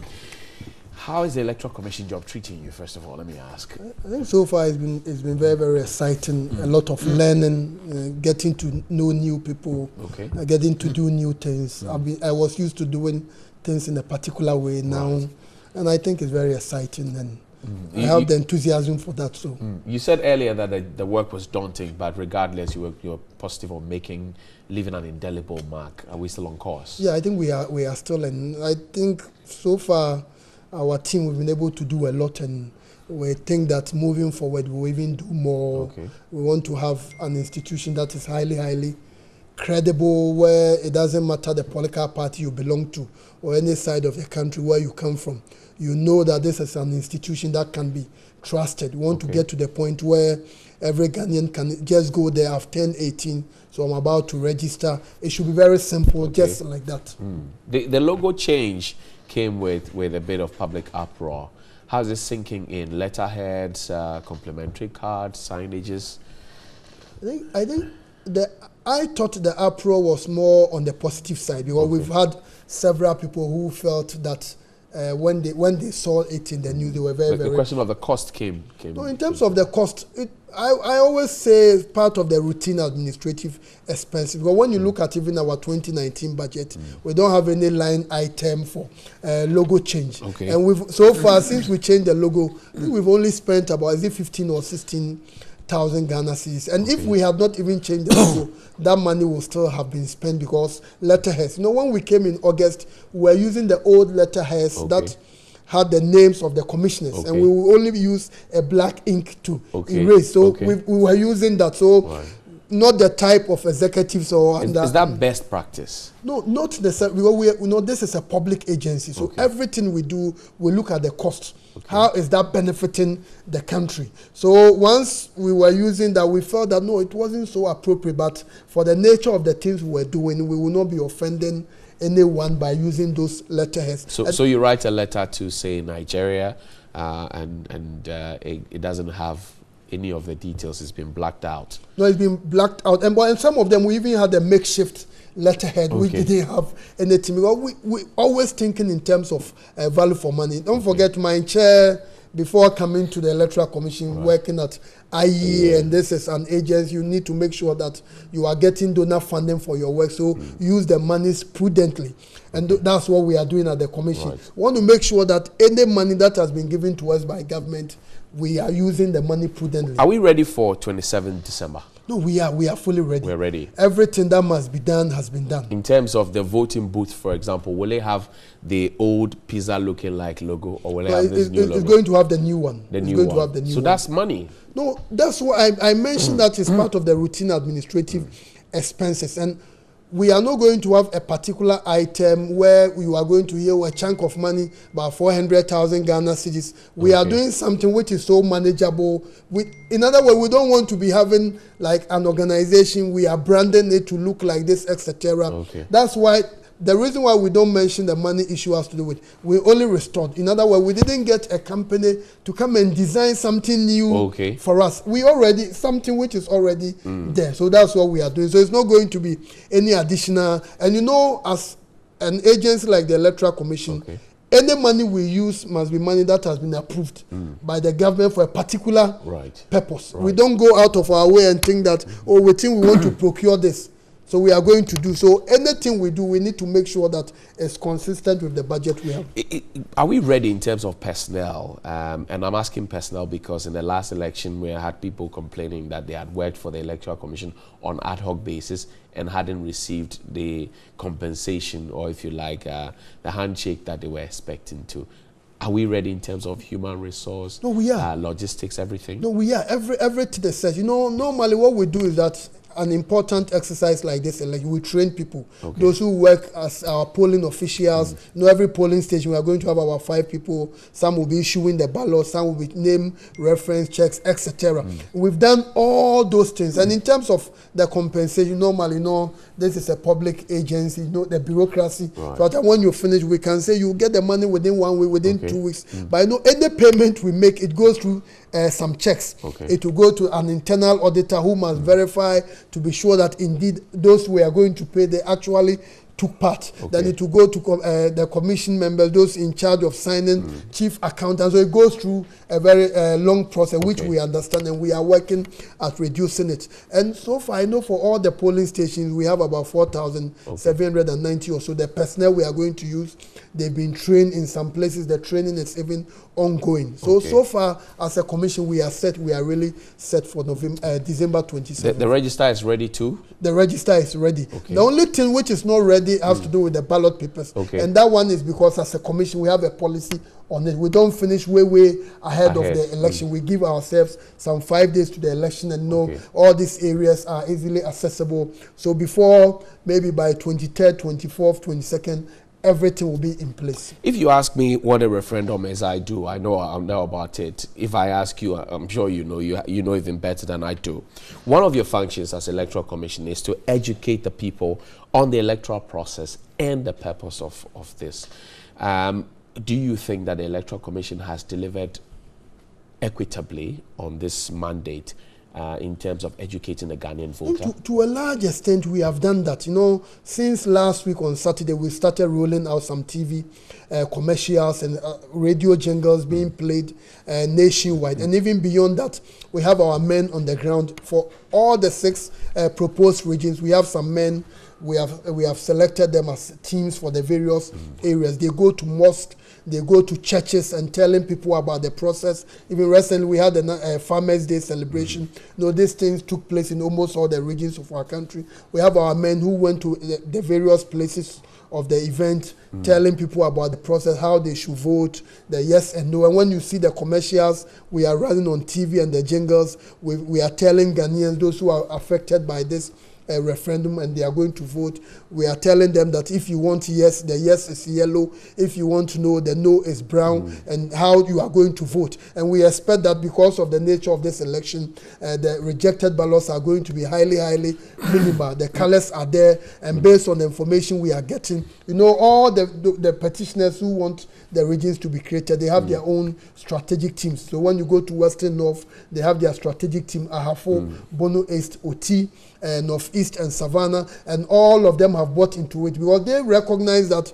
they have petitioned that they want regions to be created, and government set up a commission of inquiry to look into it. So they also recognize that the onus lies on them to do a very, very good job. So they are on their own. Could the Electoral Commission have done better in terms of voter education? It does appear that the Electoral Commission literally goes to sleep after an election, and prior to an election comes up, it's very active, declares the election, and then we're back. No, let's be very frank. This is a country of the politics seems to dominate our but your function says you must educate the people about the electoral process and the purpose of it. We do. And we can't do that only when the electionary season is on. It's supposed to be done. It's like we don't have to wait for election. So why don't we do it? But the reality is that when we do it around that time, you don't get the necessary media attention. But you don't ask for it. No, if you ask for it, you'll get it. We do. When you go to our district officers move around. And many organizations write to the Electoral Commission. Let's say your organization, TV3, the entire company will be saying, we want to have election to let you. They write to us. So many, when you go to the districts, our officers are very, very active. District assembly, when they are doing something, they engage them, organizations. So I know those things are ongoing, but it becomes more pronounced when it gets to election. What was your promise to us, finally, in terms of voter education? I'm particular about that. I think we are committed to ensuring a year-round voter education program. We don't want to wait till election before we do that. And the commission has started something. So if you follow the 2016 election, even the rejected ballots, the numbers came down. So we expect to continue in that direction. Very soon we also have a by-election. We expect that the rejected ballot, the numbers will go down. So we are committed to doing that. Right. Dr. Asare, I thank you very much for your time. My guest has been a Deputy Commissioner of the Electoral Commission, Dr. Eric Bosman Asare. He's been talking to us about the Electoral Commission's preparedness ahead of the referendum that's happening on the 27th, and you can't miss it. If you're in any of those regions, you've been properly informed, go out there and exercise your franchise.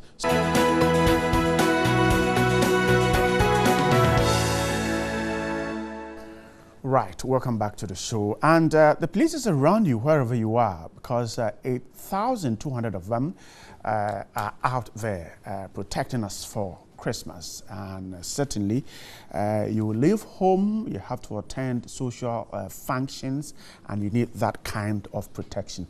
They are around us. 8,200 of them will be around wherever we are in Accra here. The idea is to make sure that we have a peaceful Christmas. My guest in the studio speaks for the Accra Regional Police Command, DSP Efia Tinge is here. Good morning. Hello. Hope you're doing good. Very well. And Merry Christmas in advance. Many happy returns. Let's start from here. So, 1,200 of them around, what would they be doing? Yes, thank you very much, and good morning to your viewers. Yes, Christmas, as usual, is here again. And when Christmas is approaching, we know the kind of activities and socio-economic ones, and a whole lot of euphoria surrounding the occasion.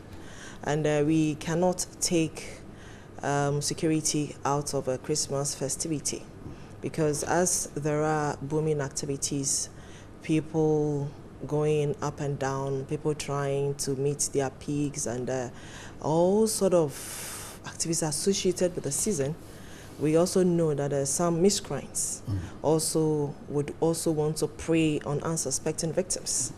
And it is a must that security must be heightened during this season.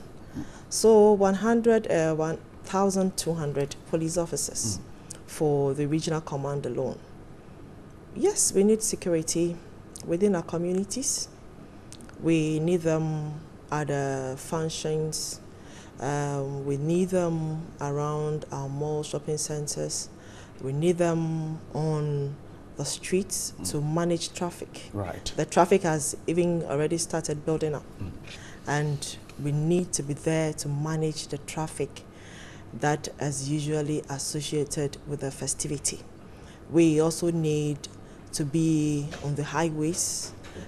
We need the police to be at every corner where we believe some social elements or criminal elements can be around to prey on people. And so that's for the Accra Regional Command alone. How will the deployment be done in terms of the numbers? We know 1,200, but where exactly would they be? Yes, you know, day in and day out or on daily basis, police, we are out in our numbers. You can see us mostly during the daytime doing our patrols and in the evening. But because of the activities that are usually associated with the season, we need to increase or intensify police presence wherever we believe that there's the need for security. So if there are, let's say, if there used to be 2, it could go to 4. Yes, 5. and it's even at this time that there's an embargo on our leave. So at these times, we don't even have some of us going on leave. Even those who are already on leave are recalled. Because of the activities. And we see that the numbers that would usually or routinely do patrols will be increased. And we make sure that we try and intensify all sort of our security mechanisms and strategies to manage the situation. Ordinarily, people may not do the things they do, but when it's coming to Christmas, sometimes we are unreasonably busy for some reasons, just because we want to feel the season. We also want to be part of the euphoria. We want to be part of the Yuletide. We are talking about security in our homes where you may be a target, moving from your house to a location of interest. That portion, that stretch, that is how I define it. Your house, the way either in or out of your house, and a location of interest. So the location of interest can be whether at a social gathering, it can be whether at a religious activity or convention or religious gathering. It can also be a social function or anywhere. At any of these areas, the police is there. You are supposed to be there in our numbers. So the visible is the word. It is the word. Just to make sure that people don't run into trouble. And this visibility is more enhanced at night. Exactly. Yes. Yes. We have our day and night patrols. If the day and night patrols at this time, so I said, we have a very good strategies in place to manage the season. So if the day strategies is one that we feel can be complemented, the numbers must be increased at night. Especially, we all know that darkness is the moment there is darkness, the criminal elements also will also want to take advantage of the fact that there is darkness to also perpetrate their crimes. So in the night as well, the patrols will also be increased in areas where the police believe that people can take advantage of maybe the dark of the place, the darkness of the place, and maybe sometimes, you know, we have some places that are not so developed, where we have how do you call it, weeds and, you know, hideouts, uncompleted structures where people hide. Even before the launching, there were a number of places where swoops were conducted, and it wasn't just an event. We do them every time. If we don't frustrate them, they will begin to frustrate us. So at every point in time, we need to be on them. We need to let them know that, yes, there is no place for them to hide and commit their crimes. What is our responsibility as citizens in working with the police to ensure that we have a Christmas that is free of crime? Yes, as usual, I cannot say that we can have a Christmas activity or a Christmas season that will be devoid of crime entirely. Definitely, there may be some crime, one or two, but what we look for is how we should be able to reduce it. So as citizens, what can you also do? Yes, security, we always say, our crime fighting is a shared responsibility. You have your part to play as a citizen, and the police would also play their part. We say holistically, what we need from the citizen is their consciousness of an alertness of their environment, of they themselves, your house. What kind of security arrangements are you putting in place? If you are going out in the night, what do you do? Do you just leave and go? What signs are you watching? What is there to note? Within your own enclave or environment, what kind of security precautions do you have for you and the people around you? Apart from that, as you are going within that community, is everybody at the same level of security consciousness? Are people aware of what security dangers are within the community? We shouldn't just sit down and think that, oh, it is for the police alone. The police is protecting you. The police is protecting. That is what the state will give generally. But you yourself, you have to be conscious you about need it. to be security alert, so that in case you suspect anything, you quickly reach the police. So that exactly. I was going to go into our final issue on that. So then, if I need to inform the police, the numbers that we already know are still on. Yes, the numbers are still on. The 192 and the rest. Yes, and even in our there community is something engagements, for the public. There are things that we do. These are basic things. Leaving your lights when you are traveling, your social media post. Nowadays we live, but we spread a whole lot of information about us even on social media, so we are even monitored.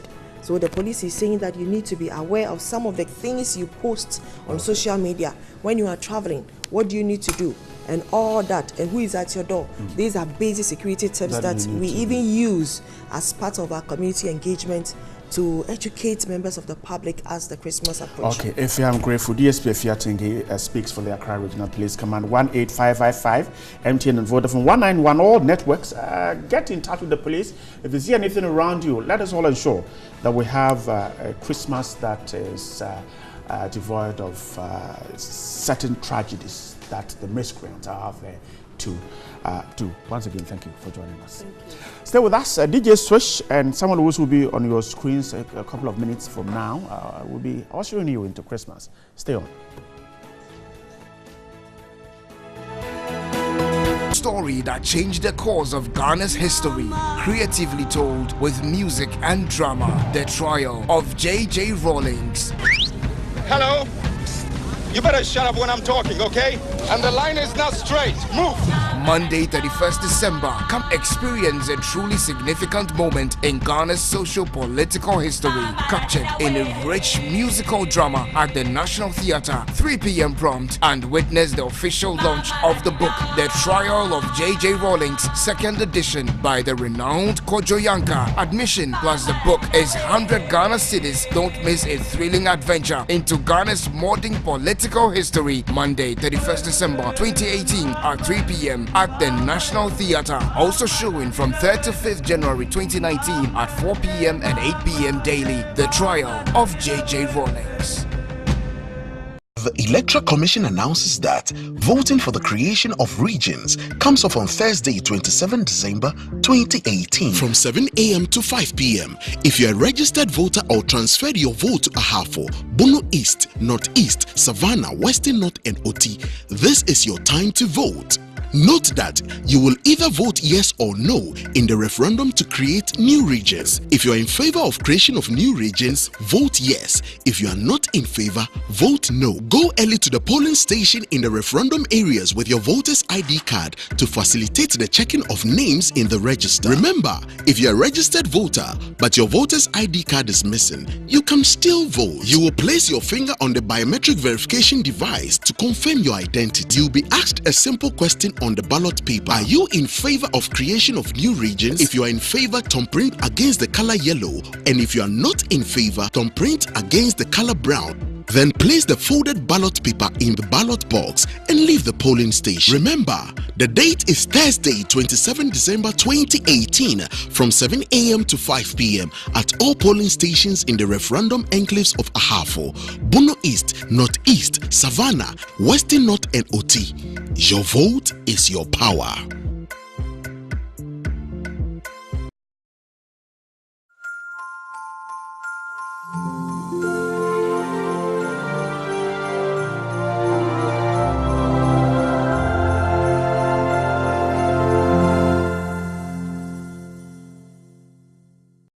Let's go. Yeah.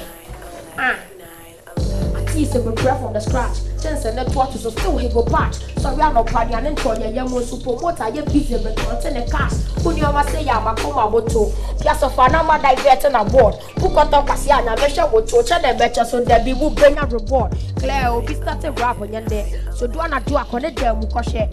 Before we go Peter Malata said that your Benantiago Soga Cope, and yes, at the 10 I was born any prayer. Nancy put you just some one I will pay. Music industry no more fire, and I say BJ and Coupon Cutona will bet. Was it day? Was it day? Okay. Because again, this. Should we go? Okay, now 1, 2, 3, 4. Let's go. T. Share. And that you best cracking my shape. Near Master Side, you best strike your ward. I cry my JJ, you best catch your show. Charge it to want to break your cord. Pony bet you won't say your best if you can't take it in. I want to say your port. But I want to say your best flopping so you met your into your punch back here to your board. That's all the people who shy your port is a punch and answer woman and turn over port. Yeah, you're not just a one for Ghana. No keep so Susan Ghana were part of the force. Come on, Matthias, for short. Yeah, no mind your tea. I'm your part of the fort. Scout the ideas, I won't bring you on board. I said, you when you die, I won't put it to sort.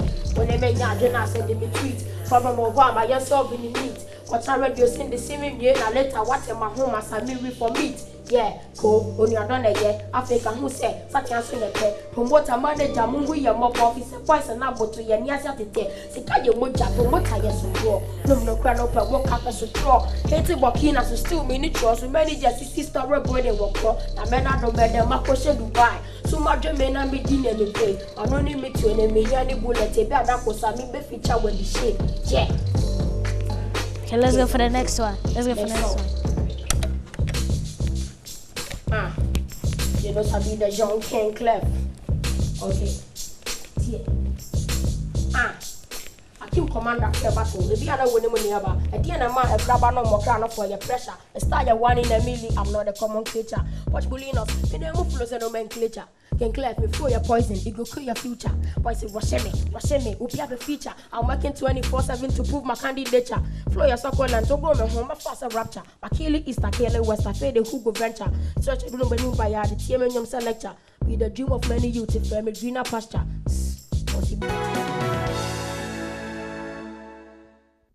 Welcome back and thank you very much. Now you saw that performance earlier, dazzling brilliance and showing finesse. These are talented kids products and always, I mean, we'll bring you some more here. But let me say a big fat happy birthday to you, Kwesi Che Dakwa. KKD, the finest. It's your birthday today. If it's your birthday as well, happy birthday. But a talented kids fan tour is coming up. It's been talked about, much anticipated. It's finally here because Christmas is here. I've been joined by the hostess of Talented Kids, Miriam Osei-Ajiman, award-winning superstar. How are you, Miriam? Jenny Hughes, we're good. We're good. It's Friday. I'm a Friday born, so you know, it's a good day. And then we have our superstars, DJ Switch, Young King Clef, DJ Switch. How are you guys? How are you? I missed you. You have abandoned me. But I'm not complaining. She's going. You're asking me since when? See, Clef, from Dubai, you're back home with your bling bling. Yeah. How's it treating you? It is good for me.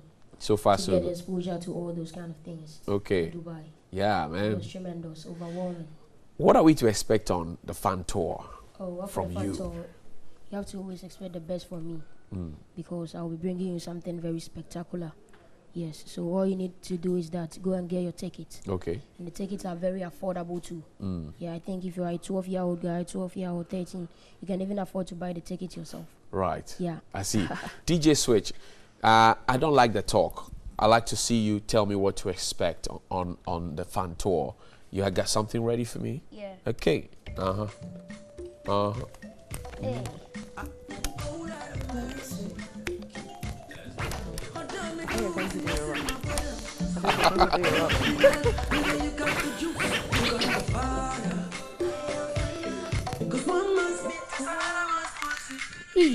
DJ Switch.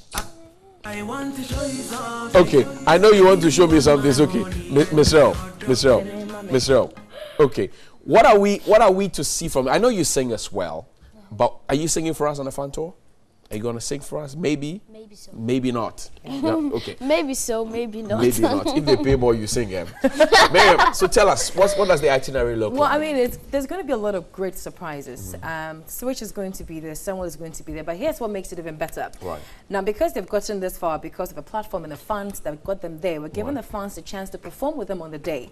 Yes, that means that if you're a school or you're a student and you can sing, you can rap, you can join them on stage, and it's absolutely free. Okay. All you have to do is to buy a ticket. And that's what we've been doing the past How week. much is the ticket? It's just 10 cedis. 10 cities only. Yes, it's And just where are 10 we cedis. meeting? We're meeting in 3 venues. Okay. The first one is in Kumasi. All That's right. this weekend, this Saturday at the Rattray Park. Okay. And for just 10 Ghana, you just come in there, have fun. There'll be bouncy castles. There'll be Rattray lots Park. to eat. Rattray, yes. Yeah, it's and a then you can slippery perform name. with them as well. Yeah. And then the next Saturday, we're in Accra Okay. at the Children's Park. Children's Park. Yes. Rattray Park. Zoom to Children's Park. Absolutely. Where we going next? We're going to Takoradi on the 1st. I see. New Year's Day jam with DJ Switch, Samuel Owusu, and the crazy talents I know we have. Everybody else. Yes. So Saturday 22nd, Rattray Park. What time are we starting? Well, we're starting early enough, at around 12, because there'll be other activities, you know, and because they're kids, we won't stay till very late. Right. But you can be sure that every time will be worth it. I know the kids love their face painting, Okay. they love their bouncy castles, they love the music and the dance, Okay. and there'll be lots of it. And here's the good news. Tell me. Your ticket entitles you to a bottle of drink. Oh, Yes. sizzling. And so you're not just buying the ticket, you're coming to have fun and perform if you want to. Okay. And then you get a free drink as well. Great party. Yes. For Christmas. Absolutely. Okay, we're wrapping up. Enough of the talk. Thank you, Miriam. Most grateful for your Thank time. you very much. We'll leave the talented ones to do what they do best. Young King Clef will be on the MRC, but we'll start off with DJ Switch in the mix, and then we'll get to Young King Clef. My name is Johnny Hughes. On behalf of the rest of the team, thank you very much. Happy birthday to KKD, and if it's your birthday as well, DJ Switch. Do your thing, do your DJ thing, Switch. do your thing. DJ Switch. DJ Switch.